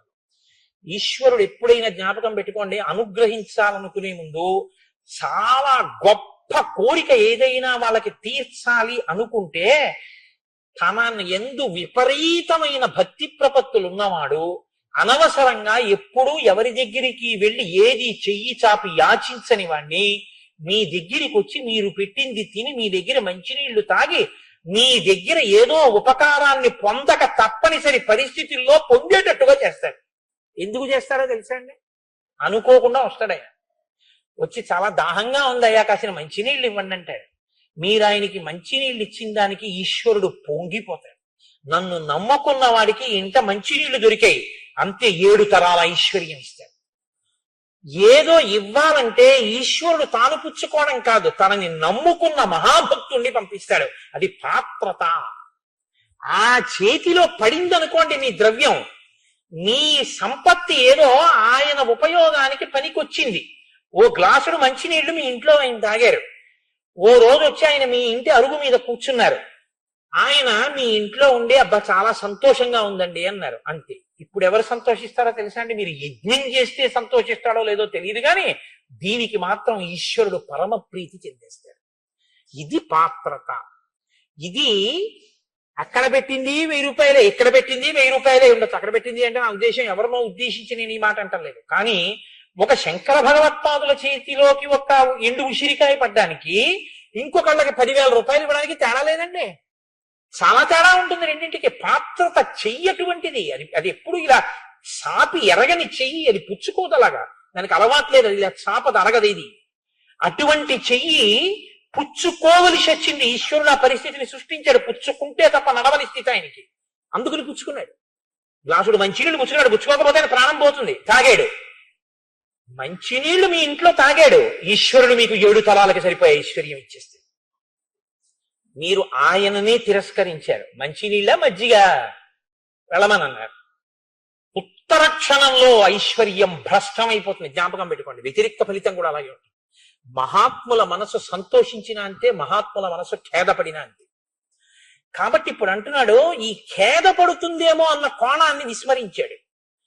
నీ వంటి పాత్రత కలిగిన వాడు నా ఇంటికి వచ్చాడు, నా భాగ్యం కదూ. ఏమిమ్మంటావు చెప్పు, నేను ఇచ్చేస్తానంటున్నాడు. పాత్రభూతోసి మే బ్రహ్మన్ దిష్ట్వా ప్రాప్తోసి కౌశిక ఆద్యమే సఫలం జన్మం జీవితం చ సుజీవితం. చాలా పెద్ద మాట అండి రామాయణంలో. అద్యమే సఫలం జన్మం, నా జన్మ సఫలమైపోయింది. ఈ శరీరంతో ఉన్నందుకు ఇవాళ నేను ఒక భాగ్యాన్ని పొందాను. నిన్ను చూశాను, నువ్వు మా ఇంటికి వచ్చావు, ఇప్పుడు నువ్వు ఏదో అడుగుతావు, నేను ఇచ్చేస్తాను. చాలు. ఈ శరీరంతో ఉన్నందుకు ఈ చేత్తో నేను ఇస్తున్నాను అని ఇవ్వగలుగుతున్నాను. ఇంకింతకన్నా నాకేం కావాలి? నా జన్మ సఫలం అయిపోయింది. నేను ఇప్పుడు ఇంట్లో లేను, క్షేత్రంలో ఉన్నాను. ఎందుకో తెలుసా? నువ్వు ఎక్కడికొచ్చావో అక్కడికి నీ తపశక్తి వల్ల నీ క్షేత్రం అవుతుంది. కాబట్టి నా ఇల్లు క్షేత్రమైంది నీ వల్ల. మహానుభావ, నా అదృష్టం. నీకేం కావాలి చెప్పు, నేను ఇచ్చేస్తానన్నాడు. ఏమైనా మాట్లాడుతున్నాడా విశ్వామిత్రుడు? ఇది ఇద్దరికీ తేడా. చెప్పని చెప్పని అని వింటున్నాడు. బాగా అననిచ్చాడు అన్నీ విని అన్నాడు, అవునులే, ఇక్ష్వాకు వంశంలో పుట్టావు, సత్యధర్మములను అనుష్ఠించావు, ధర్మాత్ముడవని 3 లోకములలో ఖ్యాతి గణించావు, వశిష్ఠుడికి శిష్యుడివి, వశిష్ఠుడి దగ్గర పాఠాలు నేర్చుకున్నావు. ఇప్పుడు గురువు గారికి కూడా పడింది. ఎందుకంటే ఇప్పుడు కాదన్నాడు అనుకోండి, ఆ గురువు గారి పేరు పోతుంది. ఇదా నువ్వు నేర్పింది? ఇస్తాను అని అడగకుండా ఇస్తానని అడిగిన తర్వాత నేను ఇవ్వనంటే చెప్పిన గురువు గారు ఏమైపోతారు? ఇవ్వను అని దశరథుడు అంటే గురువు గారు జోక్యం చేసుకోవాలి వశిష్ఠుడు. ఇది విశ్వామిత్రుడు మాట్లాడితే అలా ఉంటుంది. ఎంత గొప్పగా నేను అదే మీతో మనవి చేసింది. వాక్ అంటే ఎలా ఉంటుందో రామాయణం చెప్తుంది. అందుకే జిహ్వాగ్రే వర్తతే లక్ష్మి, జిహ్వాగ్రే మిత్రబాంధవాహ, జిహ్వాగ్రే బంధనం ప్రాప్తి, జిహ్వాగ్రే మరణం ధ్రువం. అనకూడని మాట ఒక్కటి గబాల నోటి వెంట అనేసి కారాగారాలకు పోతుంటారు. అనకూడని మాట ఒక్కటనేసి మరణం తెచ్చేసుకుంటారు. అనకూడని మాట ఒక్కటనేసి ఐశ్వర్యాన్ని పోగొట్టేసుకుంటారు. అనకూడని మాట ఒక్కటనేసి ఎంత ఉపద్రవమో తెచ్చుకుంటారు. అనవలసిన మాట ఒక్కటని మిత్రులందరినీ సంపాదించుకుంటారు. నాలుక అంత గొప్పదండి. అందుకు కదా శ్రీరామ నీనామం ఎంత రుచిరా, ఎంత రుచి ఎంత రుచి ఎంత రుచిరా, పాలు పంచదారుల కన్నా తెలుగు తేనెల కన్నా శ్రీరామ నీనామం ఎంత రుచిరా అంటాం. ఏమిటండి ఆ మాటకు అర్థం? ఏమైనా అర్థం ఉందా? పాలు నాలుగు మీద వేసుకుంటే రుచి తెలుస్తుంది, పెరుగు తెలుస్తుంది, తేనె తెలుస్తుంది, పంచదార తెలుస్తుంది. రామనామం కాగితం మీద రాసిన నాలుగు మీద ఏంటి? ఇప్పుడు రుచి ఏంటి దానికి? కాదు. రుచి అంటే ఏమిటో తెలుసా అండి? నాలుకతో చూసేటటువంటి అనుభవ జ్ఞానం కాదు. రామా, ఈ నాలుకతో తిన్న పాలు, నాలుకతో తిన్న పెరుగు, నాలుకతో తిన్న పళ్ళు ఈ శరీరంలో సప్తధాతువులయ్యాయి. చర్మము, రక్తము, కొవ్వు, మాంసము, అస్థి, శుక్ల, మేధ. ఈ నాలుకతో అన్న రామ ఇంకా మళ్ళీ శరీరంలోకి రాకుండా చేసింది. ఇది దీని శక్తి.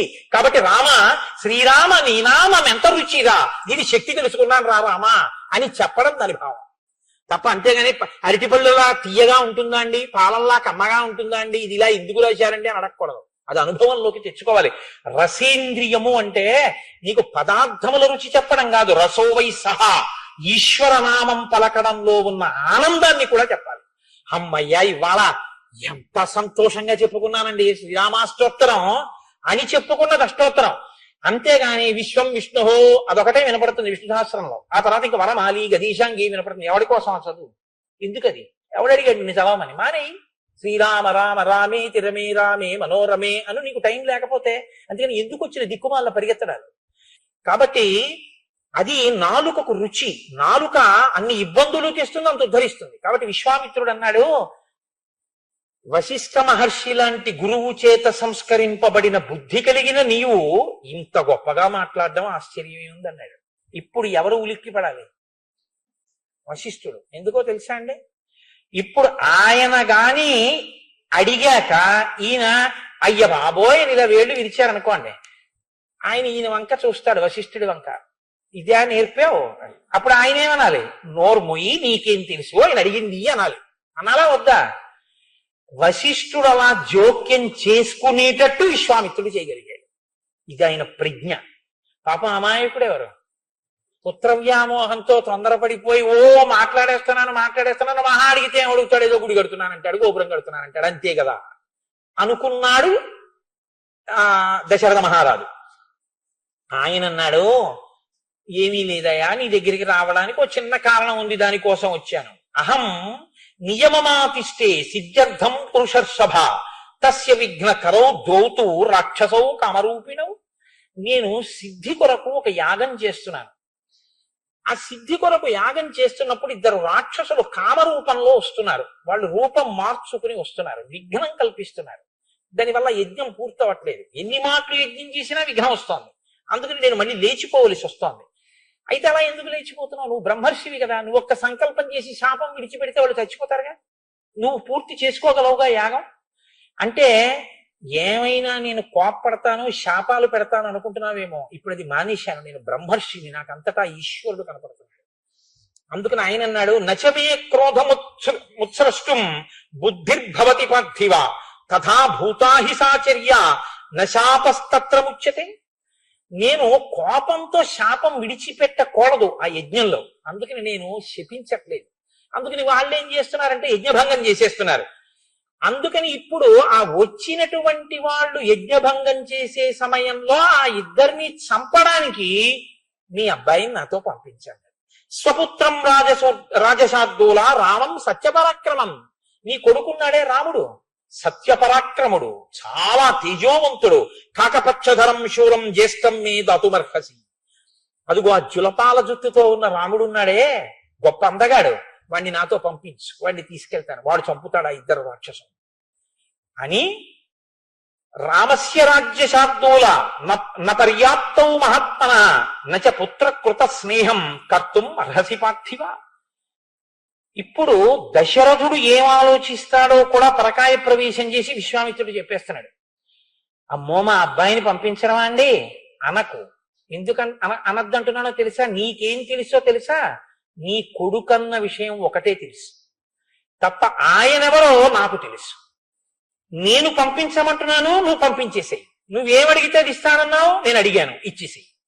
తప్ప పుత్రుడి మీద స్నేహంతో, ఆయన మీద ప్రీతితో అయ్యి బాబోయ్ ఇస్తే ఏమైపోతుందో అని ఇవ్వడం మాత్రం మానకు. అహంతే ప్రతిజానామి హతౌ తౌ విద్ధి రాక్షసౌ. నీకు నేను ప్రతిజ్ఞ చేసి చెప్తున్నాను, రాముణ్ణి నాతో పంపో, రాక్షసులు మరణించినట్టు అని చెప్పాడు. అంటే ఏమిటి? రాముడు క్షేమంగా ఉంటాడనే కదా. నువ్వు దేనికి భయపడాలి? రాముడికి ఏమైనా అవుతుందేమో. రాక్షసులు మరణిస్తారు, నేను ప్రతిజ్ఞ చేస్తున్నానన్నాడు బ్రహ్మర్షి. విశ్వాసం అంటే, శ్రద్ధ అంటే, భక్తి అంటే ఏమిటండి? ఎదురుగుండా వచ్చి అర్ఘ్యం ఇవ్వడం, పాద్యం ఇవ్వడం కాదు, ఆయన చెప్పిన దాని మీద నమ్మకం ఉంచడం కదా. ఇప్పుడు చెప్పాడుగా, ప్రతిజ్ఞ చేసి చెప్తున్నానన్నాడుగా. పైగా ఇంకొక మాట చెప్పాడు, నువ్వు ఇంకా అనుమానపడుతున్నావేమో రాముణ్ణి పంపడానికి. అహం వేద్మి మహాత్మానం రామం సత్యపరాక్రమం వశిష్ఠోపి మహాతేజ ఏచేవే తపసి స్థితాః. రాముడెవరో నీకు తెలియదు. తెలియక నువ్వేమనుకుంటున్నావంటే పిల్లాడు నా కొడుకు వాడేమిటి రాక్షసుల్ని చంపడం ఏమిటి పంపడం ఏమిటి బాబోయ్ అటుదిటైతే అని అమంగళాన్ని ఆలోచిస్తుంది. ఇది ఎందుకు ఆలోచిస్తుందని విశ్వామిత్రుడు చెప్పగలిగాడో తెలుసా అండి? నేను అందుకే మీతో మనవి చేశా రామాయణం మనస్తత్వ శాస్త్రము అని. మీకు ప్రీతి ఎక్కువ అయిపోతే అమంగళాన్ని అది భయపడుతుంది. బాగా గుర్తుపెట్టుకోండి. నా కొడుకు మీద నాకు విపరీతమైన ప్రీతి అనుకోండి, 8ంటికి రావలసిన వాడు 8:45 అయిపోయినా రాలేదనుకోండి, వీడిని సైకిల్ స్పీడ్గా తొక్కద్రా, బ్రేకులు సరిచేయించుకోరా అంటే ఆ బ్రేకులు సరిచేయించుకోడు, స్పీడ్గా తొక్కుకొచ్చేస్తాడు. ఈ మధ్యనే అక్కడేమో పెద్ద గొయ్యి తవ్వారు, అది కప్పట్లేదు, వీడు అటువైపు నుంచే వస్తాడు, ఏమైందో ఏమో అంటాడు. ఆ గోతులో పడిపోయాడో కింద పడిపోయాడో కాళ్ళు విరిగిపోయాయో చేతులు విరిగిపోయాయో హాస్పిటల్కి తీసుకెళ్లారో అనలేడు. మనసు అంగీకరించక ఏమైందో ఏమో అంటాడు. అంతేగాని మాస్టర్ బహుశా 9 వరకు కూడా లెక్కలు నేర్పుతున్నాడు, ఉత్సాహంగా నా కొడుకు వింటుంటాడు అంటాడేంటి? అతి ప్రీతి అమంగళాన్ని ఊహించి భయపడుతుంది. కాబట్టి ఇది కనిపెట్టాడు. లేక పుట్టిన పిల్లలు కదండి, బెంగ పెట్టుకుని పంపిస్తే ఏమైనా అయిపోతాడు అనుకుంటున్నావేమో. అలా బెంగ పెట్టుకోకు. అహం వేద్మి మహాత్మానం రామం సత్యపరాక్రమం. రాముడు సత్యపరాక్రముడయ్యా. రాముడెవరో నాకు తెలుసు. నువ్వు అలా అంటున్నావు కానీ నువ్వు అనుకున్నది నిజమని ఎలా అనుకుంటాను అంటావేమో. వశిష్ఠోపి మహాతేజాయేతే మే తపసి స్థితాః. నాకెంత తెలుసో వశిష్ఠుడికి అంత తెలుసు. అడుగు, నీ కొడుకేనో లేకపోతే ఇంకేమన్నానేమో రాముడు అడుగు, చెప్పేస్తాడు వశిష్ఠుడు. ఆయన విష్ణు అన్న విషయం మాకు తెలుసు, నీకు తెలియదు, వచ్చిన గొడవ. కాబట్టి వశిష్ఠుడికి తెలుసు. పోనీ నేను చెప్తే వశిష్ఠుడు చెప్తాడు, నమ్ముతావా? ఇక్కడున్న తాపసులు చెప్తారు, నమ్ముతావా? మేమందరం చెప్తున్నాం, నీ కొడుకు కేవలం నీకు నీ కొడుకులా కనపడుతున్నాడు. నీ కొడుకు కాకుండా ఆయన ఇంకోటి. ఆయన సత్యపరాక్రమం, ఆయన పరాక్రమానికి అడ్డు లేదు. తప్పవయ్యా. ఎదితే ధర్మలాభంచ యశస్య పరమం భువి స్థితం ఇచ్చసి రాజేంద్ర రామం మే తతుమర్హసి.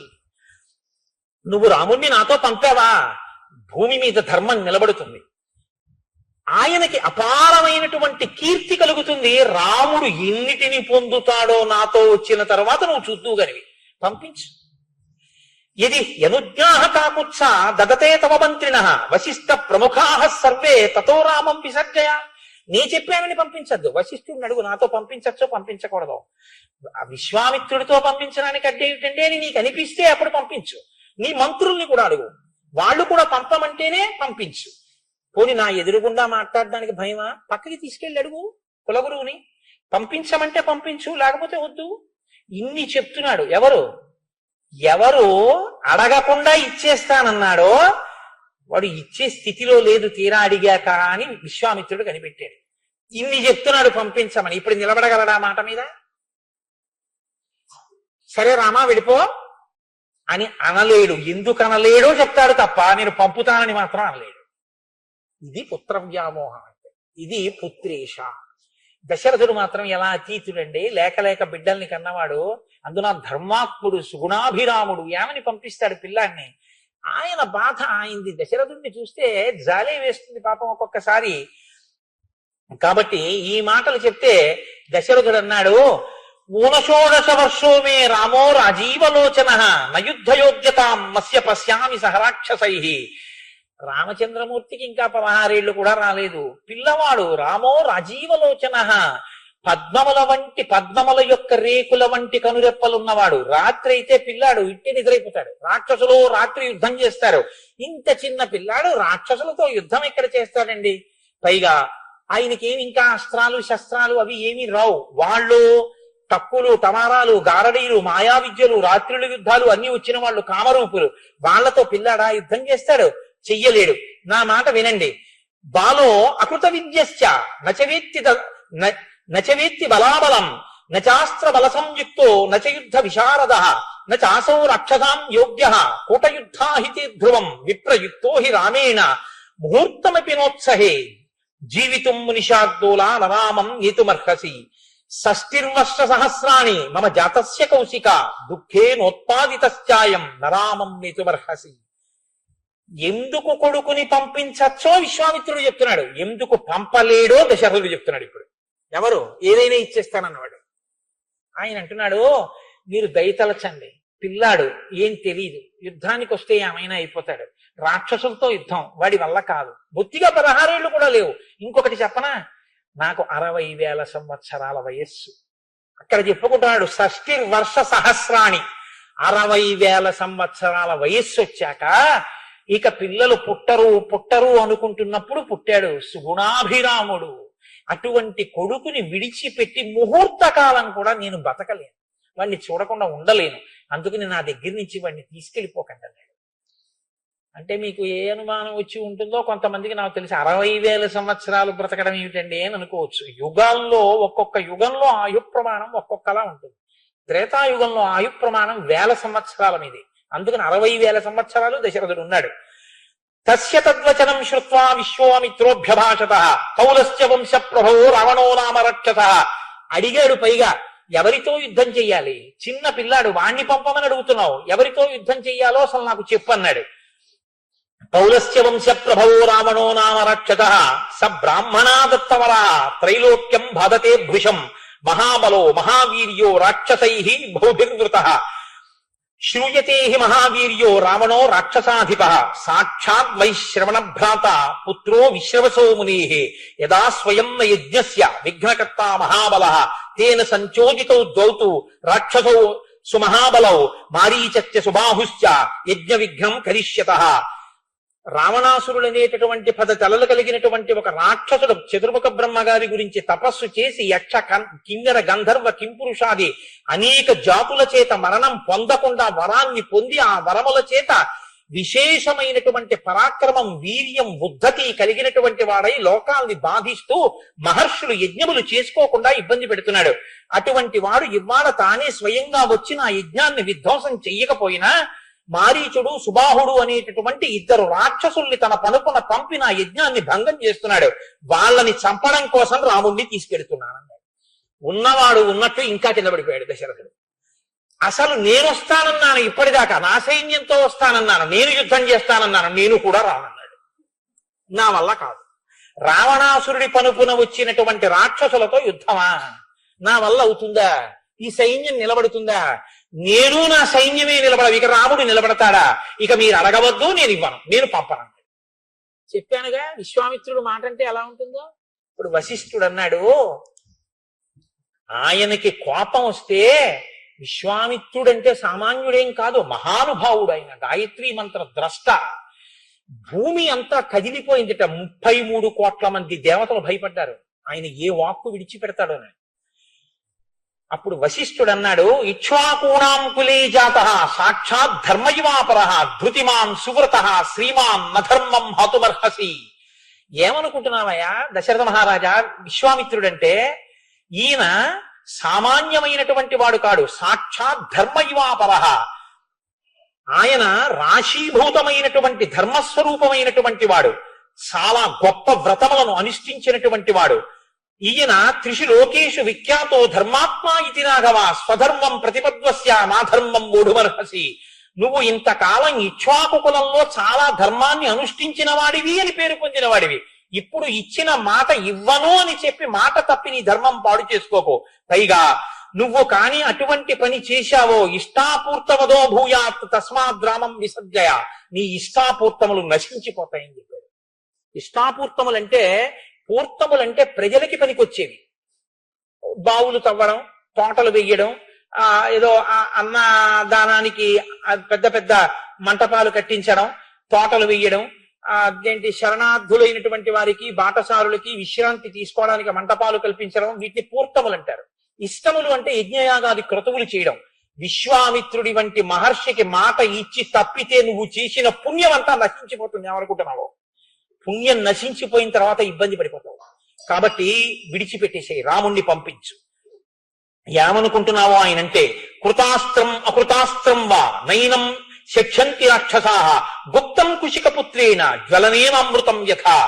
విశ్వామిత్రుడితో నువ్వు రాముణ్ణి పంపించావా, రాముడికి అస్త్రశస్త్రములు తెలిసి ఉండని తెలియకపోని పర్వాలేదు, అమృత భాండాన్ని అగ్నిహోత్రం కాపాడితే ఎలా ఉంటుందో అలా రాముడికి ఏ ఆపద రాదు. ఏష విగ్రహవాం ధర్మ, ఏష వీర్యవతాం వరః, ఏష బుద్ధ్యాధికో లోకే తపసశ్చ పరాయణం. విశ్వామిత్రుడు అంటే సామాన్యుడు అనుకుంటున్నావు. రాశీభూతమైనటువంటి తపస్సు, రాశీభూతమైన ధర్మం, రాశీభూతమైన పరాక్రమం. లోకంలో ఇంకా ఆయన కన్నా బుద్ధిమంతుడు లేడు. అంతటి మహానుభావుడు. ఆయనకి వృషాశ్వుడు అనబడేటటువంటి ఒక రాజు దక్ష ప్రజాపతి కుమార్తెలతో కలిసి తనకి జన్మించినటువంటి అనేక అస్త్రశస్త్రములను ఈయన రాజుగా ఉండగా ధారపోసేశాడు. ఈయనకి తెలుసున్నన్ని అస్త్రశస్త్రములు లోకంలో ఎవ్వరికీ తెలియవు. ఆయన అసలు ఇక్కడికి ఎందుకు వచ్చాడో తెలుసా? ఆయన యజ్ఞాన్ని ఆయన రక్షించుకోలేక కాదు.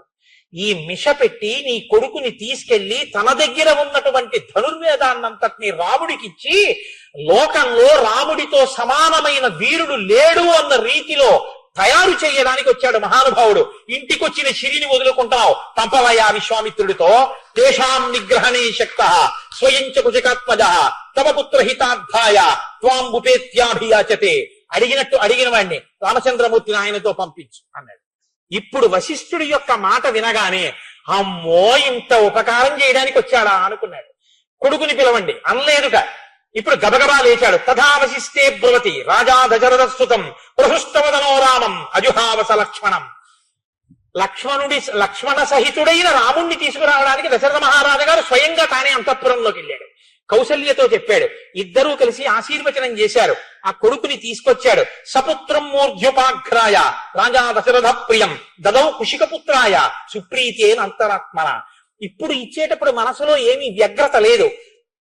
చాలా సంతోషంగా సపుత్ర మూర్ధ్యుపాఘ్రాయ. పిల్లవాడికి పిల్లకి ఒక వయసు వచ్చిన తరువాత శరీరం మీద ఎక్కడ పడితే అక్కడ ముద్దు పెట్టకూడదు. ఆశీర్వచనం తండ్రిది ఏమిటంటే 2 చెంపలు పట్టుకుని శిరస్సు ఉంచి మూర్ధన్య స్థానమునందు ముద్దు పెట్టుకోవాలి. రామాయణం ధర్మశాస్త్రం కాబట్టి ఉంచి దశరథుడు రాముణ్ణి మూర్ధన్య స్థానమునందు ముద్దు పెట్టి పంపించాడు. పుష్పవృష్టిర్మహత్సాసీత్ దేవదుంధువి నిస్వనై శంఖ దుంధువి నిర్ఘోష ప్రయాతేతు మహాత్మని. విశ్వామిత్రుడితో రాముడు వెళ్ళడం అన్న ఘట్టం శ్రీరామాయణంలో ఎంత గొప్పదో మీరు తెలుసుకోవడానికి సాక్ష్యం ఇది. రామచంద్రమూర్తి విశ్వామిత్రుడితో కలిసి రాముడి వెనక లక్ష్మణుడు, ఎందుకంటే రాముడిని విడిచి ఉండడు కదా, ఇద్దరూ విశ్వామిత్రుడితో కలిసి బయలుదేరితే దేవదుందుబులు మోగేట. దేవతలందరూ హర్షంతో సంతోషించారట. అప్సరసలు నాట్యం చేశారట. పుష్పవృష్టి కురిసిందిట. అంతఃపురంలో శంఖ భేరీ నాదములు మిన్నుముట్టేట. మహానుభావుడు రాముడు లక్ష్మణుడు ఇద్దరూ విశ్వామిత్రుడి వెంట వెడుతున్నారు. వాల్మీకి మహర్షి ఎంత పొంగిపోయారంటే ఇటొక తూణీరం 2 బాణ తూణీరాలు కట్టుకున్నారు రామలక్ష్మణులు. మధ్యలో తలకాయ, ఇటొక తూణీరం. ముందు విశ్వామిత్రుడు నడిచి వెడుతున్నాడు.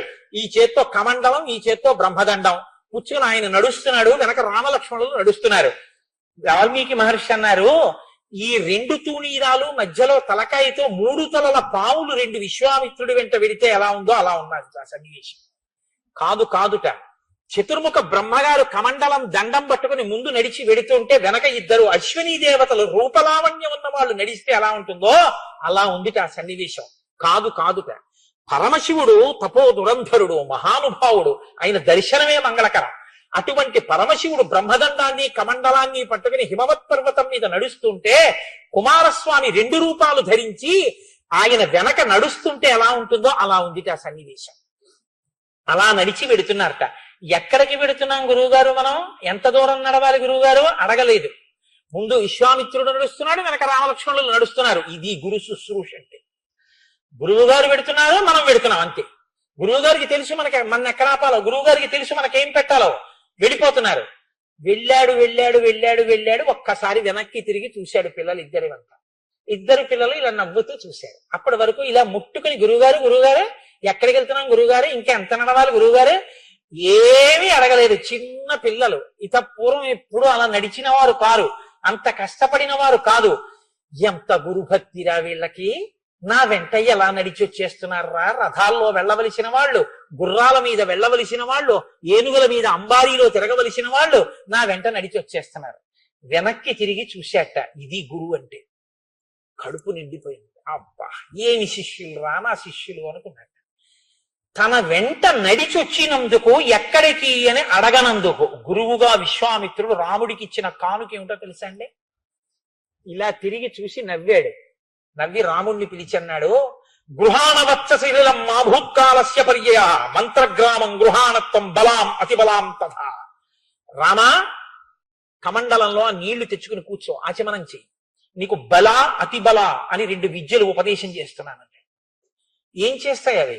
నశ్రమో నజ్వరో వాతేన రూపస్య విపర్యయ నచ సుప్తం ప్రమత్తం వా ధర్షైర్షంతి నైరుతాః నబాహ్వోః సదృశో వీర్యే పృథివ్యాం అస్తి కశ్చన త్రిషు లోకేషు వై రామ నభవేత్ సదృశస్తవ న సౌభాగ్యేన దాక్షిణ్యేన జ్ఞానే బుద్ధి నిశ్చయే నోత్తరే ప్రతివక్తవ్యే సమో లోకే తవానఘ.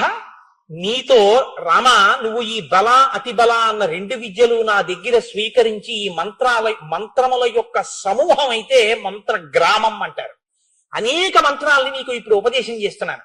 ఇవి నువ్వు తీసుకుంటే నశ్రమో, నీకు ఎంత దూరం నడిచినా, ఎన్ని రాత్రులు పగళ్ళు నిద్ర లేకుండా నిలబడినా, ఎంత యుద్ధం చేసినా నీకు శ్రమ ఉండదు. జ్వరో, నీకు జ్వరం రాదు. వాతేన రూపస్య విపర్యయ, వాతాది ప్రకోపములు కలిగి రూపం చెక్కు చెదరదు. నచ సుప్తం ప్రమత్తం వా, నువ్వు నిద్రపోతున్నప్పటికీ రాక్షసాదులు నిన్ను ఏమీ చెయ్యలేరు. నీతో సదృశమైనటువంటి బాహుబలం కలిగినటువంటి వాడికి ఈ లోకంలో ఎవ్వడూ ఉండడు. నీతో సమానమైనటువంటి బుద్ధి కలిగిన వాడు ఈ ప్రపంచం మొత్తం మీద ఇంకొకడు ఉండడానికి వీల్లేదు. అంత గొప్ప మంత్రములను, అటువంటి మంత్ర గ్రామాన్ని నీకు ధారబోసేస్తున్నాను, తీసుకోమన్నాడు. ఆ మంత్ర గ్రామాన్ని తీసుకున్నారు, ముందుకు వెళ్ళారు. సాయంకాలం అయింది. ఆయన నదిలో స్నానం చేసి సంధ్యావందనం చేసుకున్నాడు. గురువు గారు సంధ్యావందనం చేసుకున్నారు, పిల్లలిద్దరూ స్నానం చేసి సంధ్యావందనం చేసుకున్నారు. ముగ్గురు కలిసి తృణములతో, అంటే గడ్డి పరకలతో చేయబడినటువంటి పక్క ఒకటి అక్కడ వేశాడు. 4 గడ్డి పరకలు అక్కడవి ఇక్కడవి ఏరి తీసుకొచ్చి అక్కడ వేశాడు. పడుకోండి అన్నాడు. తను పడుకున్నాడు. పడుతుందా నిద్ర? హంసతూలికా తల్పాల మీద పడుకునేటటువంటి పిల్లలు ఇప్పుడు ఎక్కడ పడుకున్నారట? తృణశయనే శుచితే సహోచితాభ్యాం అంటారు మహర్షి. తృణశయనం అంటే గడ్డి పరకల మీద పడుకోమన్నాడు. పడుకున్నారట. వాళ్ళకి నిద్ర ఎందుకు పట్టిందోట తెలుసా అండి? గురువు గారిలా మాట్లాడలేదట. తాతగారు ఇద్దరు మనవల్ని చెరువు పక్క పడుకోబెట్టుకుని వాళ్ళని లాలించి మంచి కథలు చెప్తూ వాళ్ళకి అన్ని వర్ణించి చెప్తుంటే వాళ్ళు తాతగారి పక్కన ఇరుక్కుపోయి, తాతగారు పడుకున్నదే సింగిల్ కాటు బెడ్ అయినా తాతగారు పడిపోతారని ఇద్దరు మనవల్ని నడువుల మీద చేతి వేసి దగ్గరగా పడుకోబెట్టుకుని ఇలా చూస్తూ కథ చెప్పలేదు. వీధిలో పడుకున్నారు. వేసవికాలం ఆకాశం వంక చూసి, ఆ ఆకాశం చూశారా, ఆ నక్షత్రాలు చూశారా, ఆ సప్తర్షి మండలం చూశారా, అందులో వశిష్ఠుడని ఉంటాడు. మహానుభావుడు, ఎంత గొప్పవాడో తెలుసా వశిష్ఠుడు. ఆయన ఈ రామచంద్రమూర్తికి కులగురువు అని చెప్తుంటే తాతగారి చెవి దగ్గరగా ఇద్దరు మనవలు అలా ముఖాలు పెట్టి తాతగారు కదులుతున్న నోరు వంక చూస్తూ ఆ మాటలు వింటూ అందులో లయమైపోయి, మనం ఇరుక్కు పడుకున్నాం, కదిలితే పడిపోతామన్నది కూడా మరిచిపోయి, తాతగారు మాట్లాడుతుంటే నిద్రపోతే ఊ ఊ అండం మానేస్తే తాతగారు అటు ఇటు చూసి ఇద్దరూ నిద్రపోయారని లేచి పక్క మీద సర్ది తాను దుప్పటి దులుపుకుని కింద పడుకున్నట్టు, ఇంత అలవాటు పడినటువంటి హంసతూలికా తల్పాలకి అలవాటు పడి నిద్రపోయేటటువంటి రామలక్ష్మణులు అత్యంత ఆదరంతో ప్రేమతో ఆ విశ్వామిత్ర మహర్షి మాట్లాడుతున్న మాటలు కథలు వింటూ ఆదమరిచి నిద్రపోయారు. నిద్రపోతే విశ్వామిత్ర మహర్షి కూడా నిద్రపోయారు. ఏమి రామాయణం అండి! కళ్ళకి కట్టిస్తారు మహర్షి. గురువు యొక్క ప్రేమ అంటే ఎలా ఉంటుందో చూపిస్తారు. అది గురువు అంటే. ఆదరంతో దిగవలసిన చోట దిగిపోతాడు, ఎక్కవలసిన చోట పైకెక్కుతాడు. ఆ ఆరోహణ అవరోహణలలో శిష్యుణ్ణి పైకి ఎక్కిస్తాడు. జారిపోకుండా తనతో తిప్పుకుంటాడు. సామాన్యుళ్ళే ఉంటాడు. ఎక్కవలసిన చోట తనేమిటో ఎక్కి నిలబడి చూపిస్తాడు, పైకి లాగుతాడు. తెల్లవారిపోయింది. పిల్లలు కదూ బడలిపోయారు. ఇద్దరూ నిద్రపోయారు. ఆయనో బ్రాహ్మీ ముహూర్తానికి లేచిపోయాడు. ఆయన అలవాటు అయింది. వెళ్ళిపోయాడు, స్నానం చేశాడు, సంధ్యావందనం చేసేసుకున్నాడు. అనుష్ఠానం పూర్తయిపోయింది. వచ్చాడు, చూశాడు, సూర్యోదయం అవుతోంది, ఎర్రటి కాంతి వస్తోంది. పిల్లలు ఇద్దరు ఇంకా పడుకునే ఉన్నారు. చూశాడు, నిద్రపోతున్నటువంటి రామలక్ష్మణుల యొక్క సౌందర్యాన్ని వాళ్ళు పుట్టిన తరువాత బయట ఉన్న వ్యక్తి అనుభవించడంలో మొట్టమొదట అనుభవించిన ఏకైక వ్యక్తి విశ్వామిత్ర మహర్షి. ఎందుకంటే అప్పటి వరకు కౌసల్య చూసింది అందం, సుమిత్ర కైకేయి చూసింది, దశరథుడు చూశాడు, బయట వాళ్ళు చూడలేదు. విశ్వామిత్రుడు తృణశయనం మీద పడుకోబెట్టాడు ఇద్దరిని. అయినా వాళ్ళని నిద్ర లేపేటప్పుడు వాళ్ళ యొక్క ముఖ సౌందర్యాన్ని చూశాడు, ఆ నిద్రాకాలిక సౌందర్యాన్ని చూశాడు. చూసి అంటాడు, కౌసల్యా సుప్రజా రామ పూర్వా సంధ్యా ప్రవర్తతే ఉత్తిష్ట నరసార్దూల కర్తవ్యం దైవమాన్నికం. కర్తవ్యం మీతో నేను మనవి చేశాను. ఆయన అంటాడు, కౌసల్యా సుప్రజా రామ, కౌసల్య యొక్క మంచి సంతానమైన రామ నిద్రలే. ఇక్కడ బహుభంగిమలు అనుభవించారు పెద్దలు. ఏం దశరథ సుప్రజా రామ అనకూడదు ఏంటి? సాధారణంగా మనం అప్లికేషన్ లో CHRVVB కోటేశ్వరరావు సన్ ఆఫ్ అంటే తండ్రి గారి పేరు రాస్తాం తప్ప అమ్మగారి పేరు రాయం, నాన్నగారి పేరు రాస్తాం. ఈయన తండ్రి గారి పేరు పెట్టి పిలవలేదు, కౌసల్యా సుప్రజా రామ అన్నాడు. ఇన్ని భావాలో తెలుసా అండి మనసులో? మీ నాన్నని వివాహం చేసుకున్న తర్వాత పట్టమహిషి అయినా ఆవిడికి పిల్లలు పుట్టకపోతే సుమిత్రం చేసుకున్నాడు, బాధపడలేదు. నాకు పుట్టలేదు, వాళ్ళకు పుడితే చాలని దశరథుడు తండ్రి కావాలని వ్రతాలు చేసింది మీ అమ్మ. సుమిత్రకి పుట్టకపోతే యవ్వనంలో ఉన్న కైకమ్మని తెచ్చుకున్నాడు. అసలు కౌశల్య ఇంటికి రాకుండా కైకమ్మ మందిరంలో గడిపాడు. ఆవిడికి బిడ్డలు పుట్టకపోయినా ఆవిడ మాటే వినడం మొదలెట్టాడు. అయినా మీ అమ్మ నొచ్చుకోలేదు. మహాపతివ్రత అయి ఎప్పుడూ దశరథ మహారాజు గారిని అనువర్తించి ఎప్పుడూ భగవంతుణ్ణి నమ్ముకుని ఇన్ని పూజలు చేశాను, నా కడుపు పండలేదు అనలేదు. ఈశ్వరుణ్ణి సేవిస్తూనే ఉంది. ఎంత నమ్మకం ఉన్నదో మీ అమ్మ. కాబట్టి కౌసల్యా సుప్రజా రామ కాదు, నేను మీ నాన్నని వెళ్ళి పంపించవయ్యా, నేను ప్రతిజ్ఞ చేస్తున్నానంటే ఇలా ఇలా అన్నాడు. వశిష్ఠుడు జోక్యం చేసుకున్న తర్వాత తనే వచ్చాడు. మీ అమ్మ మాత్రం అసలు ఎవరనాలి పంపనని, లేక లేక పుట్టినవాడు తీసుకెళ్లి విశ్వామిత్రుడికి ఇచ్చేస్తారా అనాలి. అలా అన్నట్టు రామాయణంలో లేదు, ఇచ్చేసింది వెంటనే ఆశీర్వచనం చేసి. నా మీద నమ్మకం మీ అమ్మది, మీ నాన్నది కాదు. కాబట్టి ఓ కౌసల్య కొడక, కౌసల్యా సుప్రజా రామ, కడుపులో అదొక ఆనందం. మీ అమ్మకి నా మీద నమ్మకమయ్యా కాదు. రామా, నువ్వు పుట్టాలంటే మీ నాన్న అశ్వమేధయాగం చేస్తే ఆయన పాపం పోయింది. అశ్వమేధయాగం చెయ్యాలంటే 3 కత్తులతో నవ్వుతూ గుర్రాన్ని చంపి ఓ రాత్రంతా గుర్రాన్ని భర్తని పట్టుకున్నట్టు పట్టుకుని పడుకుంది మీ అమ్మ. పడుకుని అప్పుడు ఆ అశ్వం యొక్క వపని తీసి అగ్నిహోత్రంలో వేలిస్తే మీ నాన్న యొక్క పాపం పోయింది. మీ అమ్మ ఎంత కష్టపడిందయా నువ్వు పుట్టడం కోసం. కాబట్టి కౌసల్యా సుప్రజా రామ, మనిషిగా ఈ లోకంలో పుడతాలని ప్రతిజ్ఞ చేసి విష్ణు భగవాన్ నువ్వు ఈ లోకంలోకి వచ్చావు. మనిషిగా పుట్టాలి అంటే అమ్మ కడుపులో పుట్టాలి, అమ్మ కడుపులో పెరగాలి. ఏవి గర్భవాసమయ్యా, అన్ని దేవాలయాలు గర్భాలయాలు అయ్యాయి. అన్ని లోకాలు నిండిపోయినటువంటి విష్ణుతత్వాన్ని తన కడుపులో పొదిగించుకుంది మీ అమ్మ కౌసల్య.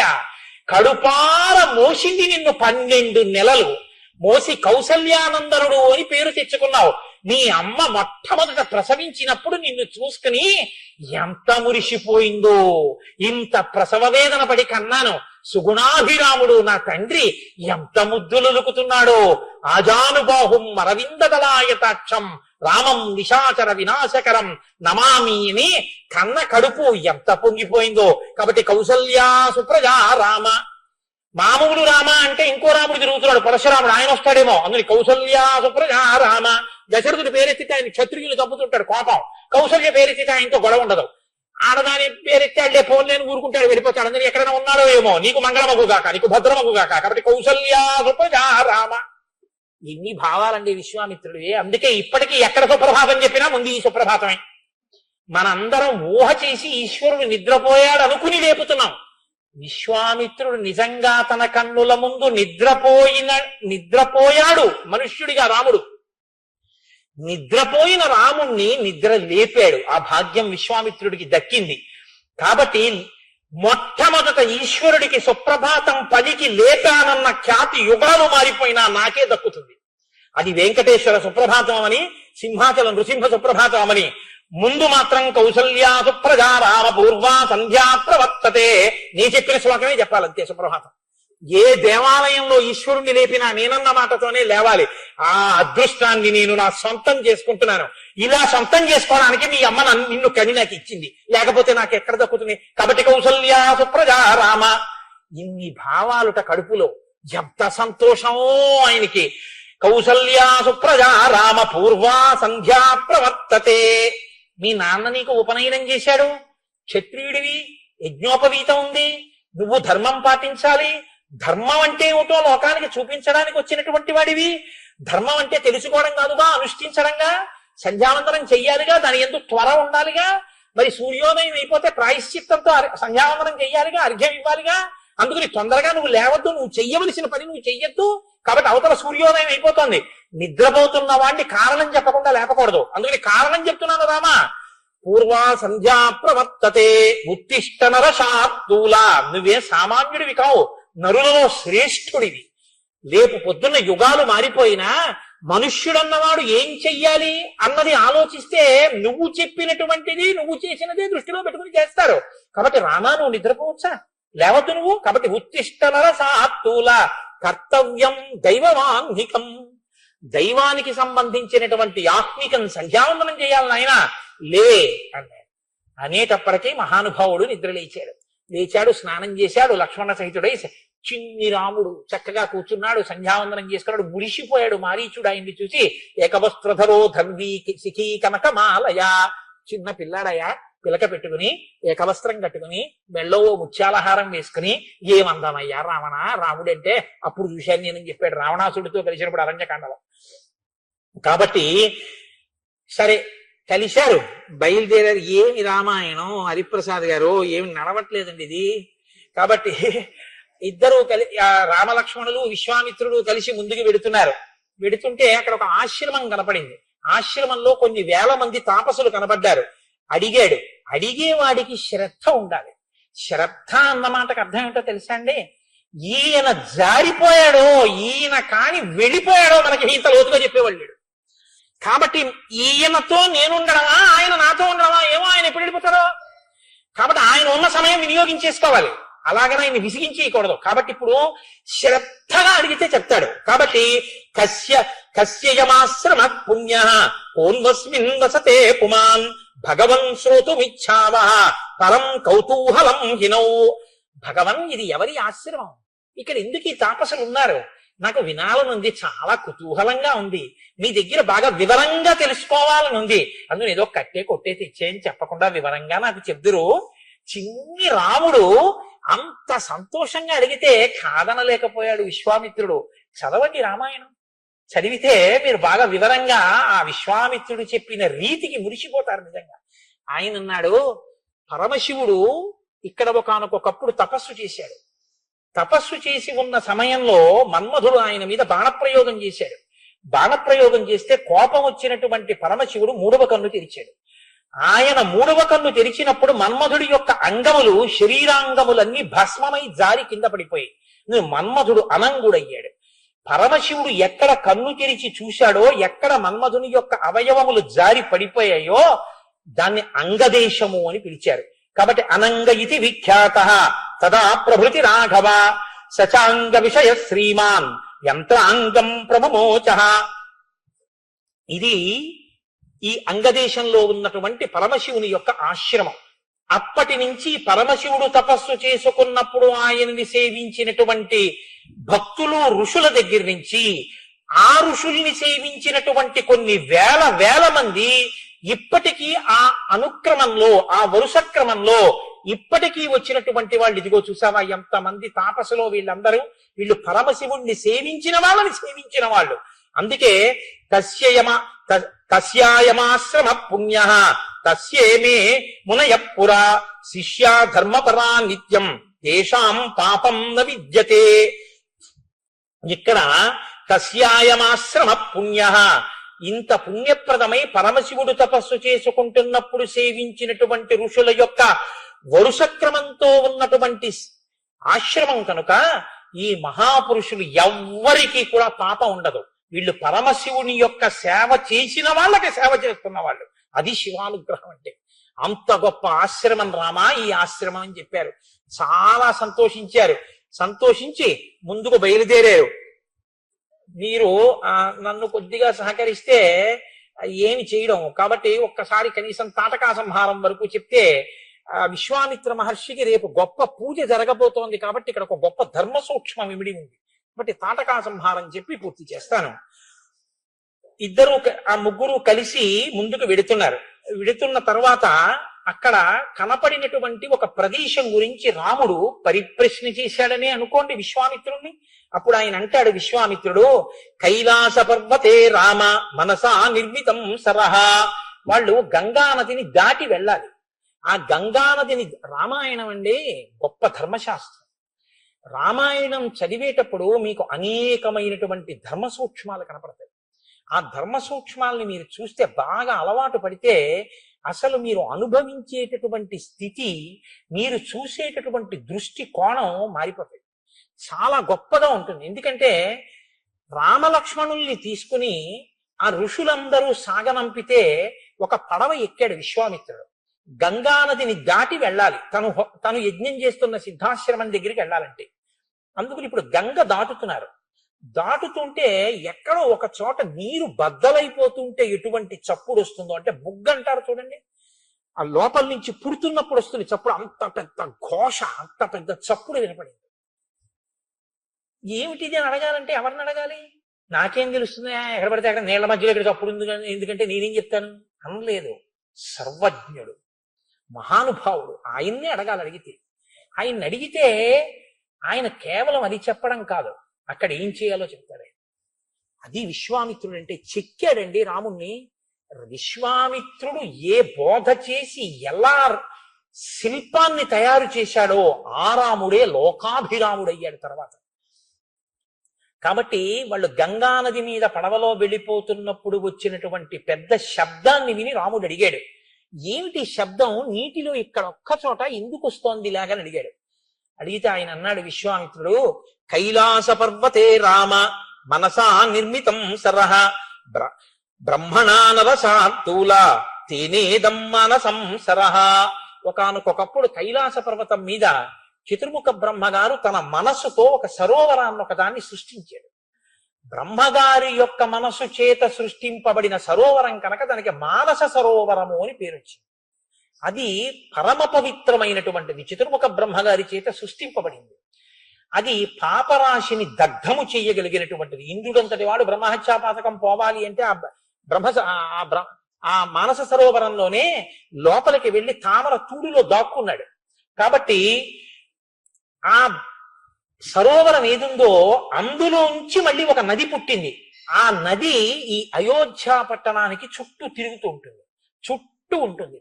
అలా చుట్టూ ఉన్నటువంటి నది ఆ సరస్సులోంచి పుట్టింది కాబట్టి దీనికి సరయు అని పేరు.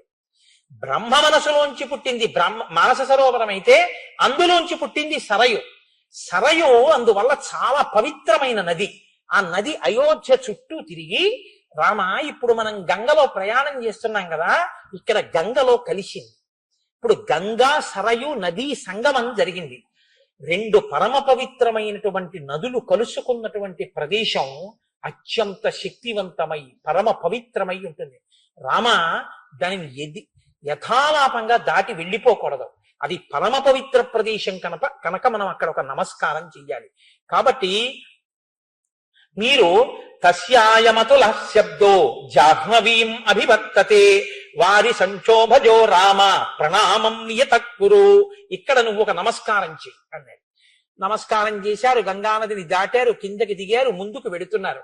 అక్కడ ఒక పెద్ద అరణ్యంలా ఉంది, నిర్మానుష్యమైనటువంటి ప్రదేశం. నాకు శృంగేరి వెళ్ళినప్పుడు అక్కడ అరణ్యాలు చూస్తే ఈ శ్రీరామాయణంలో వర్ణనలే నాకు జ్ఞాపకానికి వచ్చాయి. అది చాలా చీకటిగా ఉంది వనమంతా. రాముడు ప్రశ్న వేస్తే ఎంత గొప్పగా ఉంటుందో తెలుసా అండి. అవతలవాడు జవాబు చెప్పకుండా ఉండలేడు. ఎందుకంటే అంత పరిశీలనాత్మకంగా చూసి వేస్తాడు ప్రశ్న. పిల్లాడు ఎంత గొప్పగా చూశాడురా, ఎంత గొప్పగా చూసి అడుగుతున్నాడు రా ప్రశ్న అని యథాలాపంగా అడిగిన ప్రశ్న కాదు. ఉత్సుకతతో, సంతోషంతో, కృతనిశ్చయంతో, తెలుసుకోవాలన్న కుతూహలంతో అడుగుతున్నాడు. చెప్పకుండా ఉండలేడు గురువు, అలా అడుగుతాడు. అందుకని ఎలా అడిగాడో చూడండి. అహోవనమిదం దుర్గం జిల్లికాగణనాదితం భైరవై శ్వాపదై పూర్ణం శకుంతైర్దారుణారుతై. భగవన్, ఏమిటి అరణ్యం అంతా ఇలా ఉంది, ఇక్కడ ఈల పురుగుల గోల వినపడుతోంది అన్నాడు. ఇదో చమత్కారమైనటువంటి మాట. మనమైతే బహుశా కీచురాళ్ల రొద అని ఒకటి అంటుంటాం. కీచురాళ్ళు అదే పనిగా అరుస్తున్నాయి అంటే అక్కడ మనుష్య సంచారం అవి ఇంకా ఎక్కువ లేదు అని గుర్తు. కీచురాళ్ళు అరుస్తుంటాయి. ఈల పురుగుల యొక్క రథ వినపడుతోంది. భాషపక్షులు చేసేటటువంటి ధనులు వినపడుతున్నాయి. శ్రీరామాయణంలో ఇదొక చమత్కారం అండి. అనేకమైన చెట్ల పేర్లు, అనేకమైన పక్షుల పేర్లు, అనేకమైన శకునాల పేర్లు మీకు కనపడతాయి. కొన్ని కొన్ని పక్షులు అరుస్తున్నాయంటే అక్కడ మనుష్యుల్ని తినేసే అలవాటు ఉన్న రాక్షసులు ఉన్నారని గుర్తు. అక్కడ మనుష్యులు తిరగరనమాట, అక్కడే ఆ పక్షులు ఎగురుతూ ఉంటాయి. కాబట్టి భైరవైశ్వాపదై పూర్ణం శకుంతైర్దారుణారుతై భాష పక్షుల యొక్క అరుపులు వినపడుతున్నాయి. ఈల పురుగుల యొక్క రొదలు వినపడుతున్నాయి. క్రూర మృగములు ఒక్కటే ఇక్కడ తిరుగుతున్నాయి. ఇక్కడ ఉండేటటువంటి చెట్లు చూస్తే చండ్ర, నల్లమద్ది, తుమ్మి, కలిగొట్టు, మారేడు మొదలైనటువంటి పెద్ద పెద్ద వృక్షాలతో నిండిపోయి ఉంది. ఎక్కడా మనుష్య సంచారం కనపట్టలేదు. ఒక్క మనిషి లేడు. ఇలా ఎందుకు జరిగింది? దీనికి ఇలా జరగడానికి కారణం ఏమిటి? ఎందుకు ఇలా ఉంది ఈ వనం అంటే ప్రమాదాన్ని శంకించాడు రాముడు. ఇది మనుషులు తిరగట్లేదు, ఇక్కడ ఎవరో మనుషుల్ని తినేవాళ్ళు ఉండాలి. ఇలా ఎందుకుందని అడిగాడు. ఆయన దీర్ఘ దర్శనానికి సంతోషించాడు విశ్వామిత్రుడు. సంతోషించి ఆయన అన్నాడు, నాయనా ఇక్కడ ఇది ఎందుకుందో ఈ వనం చెప్తాను, జాగ్రత్తగా విను. ఒకానొకప్పుడు ఇంద్రుడు వృత్రాసురుడు అనబడేటటువంటి ఒక బ్రాహ్మణ వధ చేశాడు. ఆయనని ఆ బ్రహ్మహత్యా పాతకం పట్టుకుంటే ఆయనకి మలదము, కరుషము అని రెండు ప్రబలై, అంటే విపరీతమైన ఆకలి, శరీరమునందు అశుచి, ఈ రెండు వచ్చాయి. అవి ఆయన వదిలిపెట్టలేదు, ఎక్కడికి వెళ్ళినా వెంటబడ్డాయి. అప్పుడు ఇంద్రుడు ఈ ప్రాంతానికి వచ్చాడు. మహర్షులందరూ ఏం చేశారంటే ఆయన ఒంటికి పట్టిన అశుచిని తొలగించడానికి, ఆయనకి పట్టుకున్న ఆకలిని తొలగించడానికి అభిమంత్రించినటువంటి మంత్రపూతములైన నదీ జలములను తీసుకొచ్చి ఆయనని ఇక్కడ స్నానం చేయించారు. ఆ జలముల చేత ఆయన పాపములు వదిలిపెట్టి ఈ భూమి మీద పడ్డాయి. ఈ భూమి స్వీకరించింది. ఇంద్రుడి యొక్క ఆ మలాన్ని, ఇంద్రుడి యొక్క కరుషము అంటే ఆకలిని ఈ భూమి బుచ్చుకుంది. కాబట్టి ఈ రెండు పట్టణానికి మలదము, కరుషము అని పేర్లు వచ్చాయి. అలా పేర్లొచ్చిన ఈ రెండు పట్టణాలని చూసి ఇంద్రుడు సంతోషించాడు. మీరు నాకున్నటువంటి ఇబ్బందుల్ని పుచ్చుకున్నారు కనుక మీరు సౌభాగ్యవంతములై, జనవంతములై, ఐశ్వర్యవంతములై పరిఢవిల్లెదరుగాక అని వరమిచ్చాడు. జనంతో నిండిపోయి ఈ పట్టణాలన్నీ చాలా సంతోషంగా ఉండేవి. కానీ ఇక్కడ తాటక అని పేరు కలిగినటువంటి ఒక రాక్షసి బయలుదేరింది. ఆవిడ ఈ ప్రాంతాన్నంతటినీ కూడా తన ఆధీనం చేసుకుని మనుష్యుల్ని తినేయడం మొదలుపెట్టింది. ఆ కారణం చేత జనం అందరూ వెళ్ళిపోయారు. నిర్మానుష్యములై శోభ తరిగిపోయి ఈ ప్రాంతం అంతా అరణ్యమైపోయింది అన్నాడు. వదిలిపెడతాడా రామచంద్రమూర్తి? కస్యచిత్తదకాలస్య యక్షీవై కామరూపిణి బలం నాగ సహస్రస్య ధారయంతి తదాహ్యభూత్ తాటకానామ భద్రంతే భార్యాసు సుందస్య ధీమతః మారీచో రక్షధ పుత్రో యస్యాహ శక్ర పరాక్రమః. గురువు గారి ప్రేమ అంటే ఏమిటో మీరు చూడండి. రామ 1000 ఏనుగుల బలం కలిగినటువంటి ఒక యక్షిని, ఒక రాక్షసి ఇక్కడ తిరుగుతుంది, మనుషుల్ని తింటుంది అని ఊరుకోవాలి కదా. విశ్వామిత్రుడు అన్నాడు వెంటనే, తాటకానామ భద్రంతే, ఆవిడ పేరు తాటక, రామ నీకు భద్రమగుగాక. ప్రేమ. అయ్యో పిల్లల్ని తీసుకొచ్చాను ప్రతిజ్ఞ చేసి, ఆ తాటక ఎక్కడి నుంచి వచ్చి మీద పడుతుందో ఈ పిల్లల మీద, ఈ పిల్లలకి ఏమీ జరగకుండుగాక, రామా నీకు భద్రంతే భద్రంతే. తాటక అన్న రాక్షసి ఇక్కడ తిరుగుతోంది, దానికి 1000 ఏనుగుల బలం. సుందుడు అన్న ఆయన ఆమెకి భర్త, మారీచుడు అన్నవాడు కొడుకు. వాళ్ళ వల్ల ఈ ప్రాంతం ఇలా అయిపోయింది అన్నాడు. ఊరుకుంటాడా రామచంద్రమూర్తి? అలా ఊరుకుంటే ఇంకేమండి. ఆయన అన్నాడు, అలా కాదు మహానుభావ, అసలు తాటకకి శాపం ఎందుకు వచ్చింది? అడిగే ప్రశ్న ఎలా ఉంటుందో తెలుసా అంటే విసిగిస్తున్నట్టుండదు, దానికి జవాబు చెప్పకుండా ఉండలేని స్థితిలో ఉంటుంది. అంత ఉత్సాహవంతంగా ఉంటుంది ఆ ప్రశ్న. వెంటనే రాముడు అన్నాడు, అదేమిటి? అల్పవీర్యాయ దాయక్షా, యక్షులు చాలా అల్పవీరులు, వాళ్ళకేం పెద్ద బలం ఉండదు. యక్షిణి అంటున్నారు కదా, అందులో ఆడది కదా తాటక. అటువంటి దానికి అంత బలం ఎక్కడి నుంచి వచ్చింది? ఉండకూడదు కదా. 1000 ఏనుగుల బలం ఎలా వచ్చింది? ఆవిడ అయినా ఏనుగుల బలం వస్తే మాత్రం ఈ ప్రాంతాన్ని ఎందుకు ఇలా చేసింది? బ్రహ్మన్ నాకు చెప్పరా, పిల్లాడి వంక చూశాడు. ఏమి ప్రేమ, ఏమి ప్రశ్న వేస్తాడు, ఎంత ఉత్సాహం తెలుసుకోవాలని. నాన్న తప్పకుండా చెప్తాను. మళ్ళీ మొదలు పెట్టాడు. పూర్వమాసీన్ మహాయక్ష సుకేతుర్నామ వీర్యవాన్ అనపత్య శుభాచార సచతేపే మహత్తప. పూర్వకాలంలో సుకేతుడు అని పేరు కలిగినటువంటి ఒక యక్షుడు ఉండేవాడు. ఆయన చాలా గొప్ప ఆచరణ కలిగిన వాడు, చక్కటి ప్రవర్తన ఉన్నవాడు. ఆయన తపస్సు చేశాడు ఒకనొకప్పుడు చతుర్ముఖ బ్రహ్మగారి కోసం. బ్రహ్మగారు ప్రత్యక్షం అయ్యారు. ఎవరు తపస్సు చేసినా ఆయన ప్రత్యక్షం అవుతారు. తపస్సు చేయాలి కానీ చేస్తే ప్రత్యక్షం. ఏం కావాలన్నాడు. నాకు ఒక గొప్ప కొడుకు కావాలన్నాడు. ఆయనేమి శంకించాడు. ఆయన అన్నాడు, కొడుకు కుదరదు కానీ నీకు 1000 ఏనుగుల బలం ఉన్నటువంటి ఒక ఆడపిల్లని ఇస్తున్నానన్నాడు. ఇప్పుడు ఒక ఆడపిల్ల పుట్టింది. ఆ పుట్టినటువంటి ఆడపిల్ల 1000 ఏనుగుల బలంతో పుట్టింది. పుడుతూనే ఆవిడ్ని సుందుడు అనబడేటటువంటి పేరు ఉన్నవాడికి ఇచ్చి వివాహం చేశాడు. ఏదో ఇద్దరు సంతోషంగా ఉన్నారు. కస్యచిత్తథ కాలస్య యక్షీ పుత్రం అజాయత మారీచం నామ దుర్దర్శం యస్యాపాద్రక్షసో భవత్. ఈ యక్షులిద్దరికీ కలిపి ఒక పిల్లాడు పుట్టాడు. వాడి పేరు మారీచుడు. కానీ వాడు యక్షులకి పుట్టినవాడు యక్షుడే అవుతాడు కదండి. కానీ వాడికి శాపం వచ్చి రాక్షసుడు అయ్యాడన్నారు. శాపం వచ్చి యక్షుడు రాక్షసుడు అయ్యాడు. అలా ఎందుకు వచ్చింది మళ్ళీ అడిగాడు. చెప్పాలి కదా మరి. అందుకని ఆయన అన్నాడు, రాక్షసత్వం భజస్వేతి మారీచం యజహారస. అలా ఎందుకయ్యాడంటే నాయన, ఒకానొకప్పుడు అగస్త్య మహర్షి ఈ ప్రాంతంలో వెళ్ళిపోతున్నారు. వెళ్ళిపోతుంటే ఈ తాటక యొక్క భర్త అయిన సుందుడు అనబడేటటువంటి యక్షుడు ఆయన మీద పడ్డాడు. ఎందుకు ఆయన మీద పడుతుంటారంటే ఆయన పొట్టిగా ఉంటారు అగస్త్య మహర్షి. ఆయన శక్తి తెలుసుకోలేక ఆయన్ని చూస్తే ఏదో పరిహాసం ఆడచ్చు అనుకుని వీళ్ళు వెళ్ళి ఆయన మీద పడుతుంటారు. ఆయన మీద పడ్డారు. ఆయన మహానుభావుడు. ఆయన గురించి బ్రహ్మవైవర్త పురాణంలో ఎంత గొప్పగా చెప్తారో. ఆ సముద్రం అడుగున ద్వారం ఉంది. రాక్షసులందరూ ఆ కింద పడుకునేవారు. వాళ్ళ రాకపోకలు తెలిసేవి కావు. వాళ్ళని చంపడం కోసం అని చెప్పి దేవతలు ఉన్నారు. ఈ సముద్రం నీళ్లు కాసేపు తీసేస్తే మనం వెళ్ళి చంపేయచ్చు, తర్వాత మళ్ళీ నీళ్లు నింపేద్దామని అగస్త్యుడి దగ్గరికి వెళ్ళి అడిగారు. అయ్యా, కాసేపు మీరు ఆ నీళ్లు లోపలికి పుచ్చేసుకోండి, మేము రాక్షసుల్ని చంపేసి వచ్చేస్తాం అన్నారు. వాళ్ళు ఏం చెప్పడం మర్చిపోయారంటే మళ్ళీ నీళ్లు వదిలేయండి అని చెప్పడం మర్చిపోయారు. ఆయన ఏం చేశాడంటే అదంత పని, సముద్రంలో నీళ్లు తీసేయాలి అంతేనా అని సముద్రపు రొడ్డుకి వెళ్ళి ఓసారి ఆచమనం చేసేసాడు. అవన్నీ పుచ్చేసుకున్నాడు. ఓం కేశవాయ స్వాహ అన్నాడంతే వెళ్ళిపోయాయి సముద్రపు నీళ్లు. దేవతలందరూ లోపలికి వెళ్ళి రాక్షసుల్ని చంపి బయటికి వచ్చేసి అన్నారు, ఎలా ఉన్నది అలా ఉండాలి కదా, నీళ్లు వదిలేయండి అన్నారు. ఈ మాట మీరు నాకు ముందు చెప్పలేదు కదా అన్నాడు. ఆ నీళ్ళన్నీ జీర్ణం అయిపోయి ఏవో శేషం కొద్దిగా మిగిలాయి. అది మూత్ర రూపంలో వదిలేస్తాను కింద నుంచి అని వదిలేశాడు. కాబట్టి నీళ్లు ఉప్పగా ఉంటాయి సముద్రపు నీళ్ళు. అందుకే ఒక్క పర్వదినాల్లో తప్ప సముద్ర స్నానం లేదు. అంతటి మహానుభావుడు అగస్త్యుడు అంటే. ఆ అగస్త్యుడే కదండి అదేంటి ఆదిత్య హృదయం ఉపదేశం చేశాడు. ఆయన మీద పడినటువంటి ఆ సుందుణ్ణి చూసి తన వాగ్బలంతో చంపేశాడు. ఎంతసేపు అండి, హతోభవ అన్నాడంతే, నువ్వు మరణించదవు అన్నాడంతే, చచ్చిపోయాడు. వాడు చచ్చిపోతే పోని వీళ్ళు తెలుసుకున్నారా, నాకు 1000 ఏనుగుల బలం ఉందని ఈవిడ కొడుకో కలిసి ఆయన మీద పడ్డారు. పడితే ఆయనకి కోపం వచ్చి, నువ్వు నా మీద పడుతున్నావు కాబట్టి విరూపమైనటువంటి వికృతమైనటువంటి రూపాన్ని పొందుతావు అని చెప్పి ఆయన ఆవిడికి శాపం ఇచ్చాడు. కాబట్టి వికృతమైన రూపాన్ని పొంది రాక్షస స్త్రీగా నరభక్షకురాలైంది, మనుష్యుల్ని తినేస్తూ ఉంటుంది.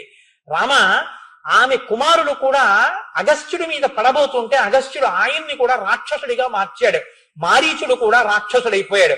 అగస్త్య పరమ క్రుద్ధ తాటకామపి శప్తవాన్ పురుషాకీ మహాయక్షి విరూపా వికృతానన ఇదం రూపం విహాయాధా దారుణం రూపమస్తుతే.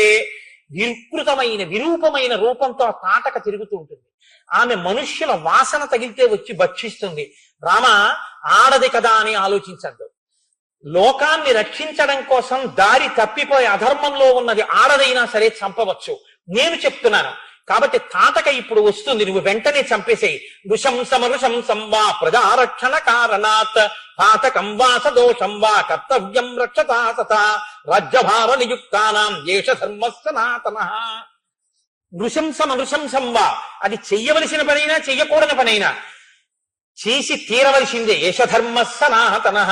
రాముడికి ఎప్పుడు ధర్మమే చెప్తాడు విశ్వామిత్రుడు. అది ధర్మం. ఎవరికి ధర్మమో తెలుసా చంపడం? పాతకం వా సదోషం వా, అది పాతకమే కాని దోషమే కాని కర్తవ్యం రక్షతా సదా, లోకాన్ని రక్షించడం కోసం లోకాన్ని పాడు చేసే వాళ్ళని చంపాలి. కాబట్టి రాజ్యభార నియుక్తానాం ఏష ధర్మ సనాతన, ఇది సనాతనమైన ధర్మం. ఎవడు రాజ్యభారమును వహించినటువంటి రాజున్నాడో ఆయన అటువంటి వారిని చంపాలి. కాబట్టి నువ్వు ఉత్తర క్షణం ఆ తాటకని చంపవలసింది అన్నాడు. అని రాముడి వంక చూశాడు ఏం చెప్తాడోనని. ఆయన ఏం చెప్పాడో తెలుసా అండి రామచంద్రమూర్తి?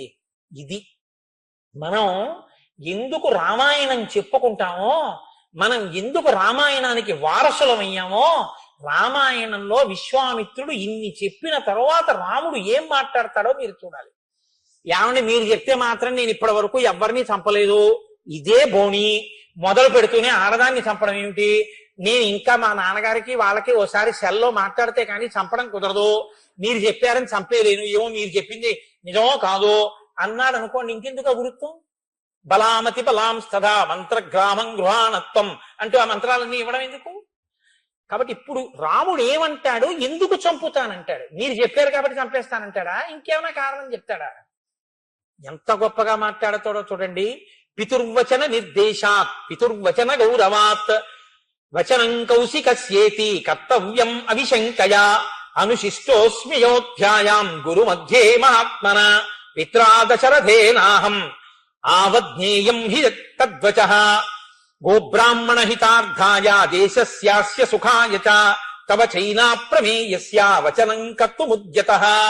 అయోధ్యా పట్టణంలో సభలో అంతమంది ఎదురుగుండా ఉండగా మా నాన్నగారు నన్ను అంతఃపురంలోంచి తీసుకొచ్చి నా మూర్ధన్య స్థానమునందు ముద్దు పెట్టుకుని మిమ్మల్ని చూపించి మీతో పంపించేటప్పుడు నాతో ఒక మాట చెప్పారు. ఈయన మహానుభావుడు, ఈయన ఆజ్ఞ అనుల్లంఘనీయము, ఈయన చెప్పిన మాట అతిక్రమించకూడదు రామా, ఈయన వెంట వెళ్ళని చెప్పారు. నేను మనుష్యుడను, నా మొదటి ధర్మం పుత్రధర్మం. మా నాన్నగారు నన్ను పంపించినప్పుడు మీరు ఏం చెప్తే అది చెయ్యమని చెప్పారు. కాబట్టి పితుర్వచన నిర్దేశాత్ పితుర్వచన కారణాత్, మా నాన్నగారు చెప్పారు కాబట్టి చంపేస్తానన్నాడు. ఇది తండ్రికి ఇచ్చిన గౌరవం. దీనికి మనం వారసులం.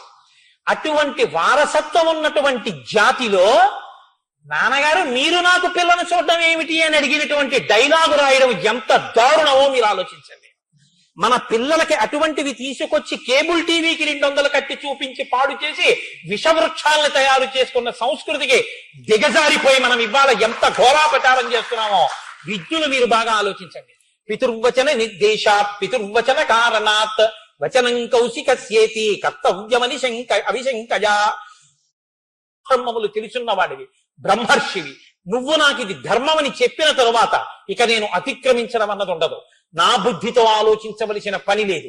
తండ్రి చెప్పాడు, మీరు చెప్పారు, నేను తాటకా సంహారం చేస్తున్నానన్నారు. ఈలోగా తాటక చూసింది, పరిగెత్తుకొచ్చింది, మీద పడింది, రాళ్ల వర్షం కురిపించింది, మాయని పొందింది, అంతర్ధానమైంది, విచిత్ర రూపాలు పొందింది, కామరూపంతో ప్రవర్తించింది, అనేక విధాలుగా ఆయనతో యుద్ధం చేసింది. కానీ విశ్వామిత్రుడు అన్నాడు, నాయన అసుర సంధ్య వేళ దాటిపోతోంది, చీకటి పడిపోయింది, ఇటువంటి సమయంలో ఇంకా నువ్వు ఉపేక్షిస్తే రాక్షసుల యొక్క బలం పెరిగిపోతుంది, కాబట్టి ఆలస్యం చేయకుండా ఇక బాణప్రయోగం చేసి సంహరించు అన్నాడు. ఆమె గబగబా పరిగెత్తుకొస్తుంటే ఏమైనా మారుతుందేమో చూస్తాను, ఈమె యొక్క గమన శక్తిని నిరోధిస్తానని కాళ్ళు చేతులు తెగ్గొట్టాడు. అయినా సరే మీదొచ్చి పడిపోతుంటే లక్ష్మణస్వామి ముక్కు చెవులు కోసేశారు. అయినా ఆమెలో మార్పు రాకుండా వచ్చి మీద పడిపోతుంటే పిడుగు లాంటి బాణాన్ని వక్షస్థలం మీద ప్రయోగించారు. ప్రయోగించగానే తాటక గిలగిల తన్నుకుంటూ అరణ్యంలో పడి ప్రాణం విడిచిపెట్టింది. అమ్మయ్యా, తాటక మరణించిందన్న శుభవార్తకిట ఈ లోకంలో ఉన్న వాళ్ళు కాదు, ఇంద్రుడితో సహా దేవతలందరూ లేచి నిలబడ్డారట. ఎంత శుభవార్త! తాటక మరణించింది. ఇంతకన్నా శుభవార్త ఏమిటి?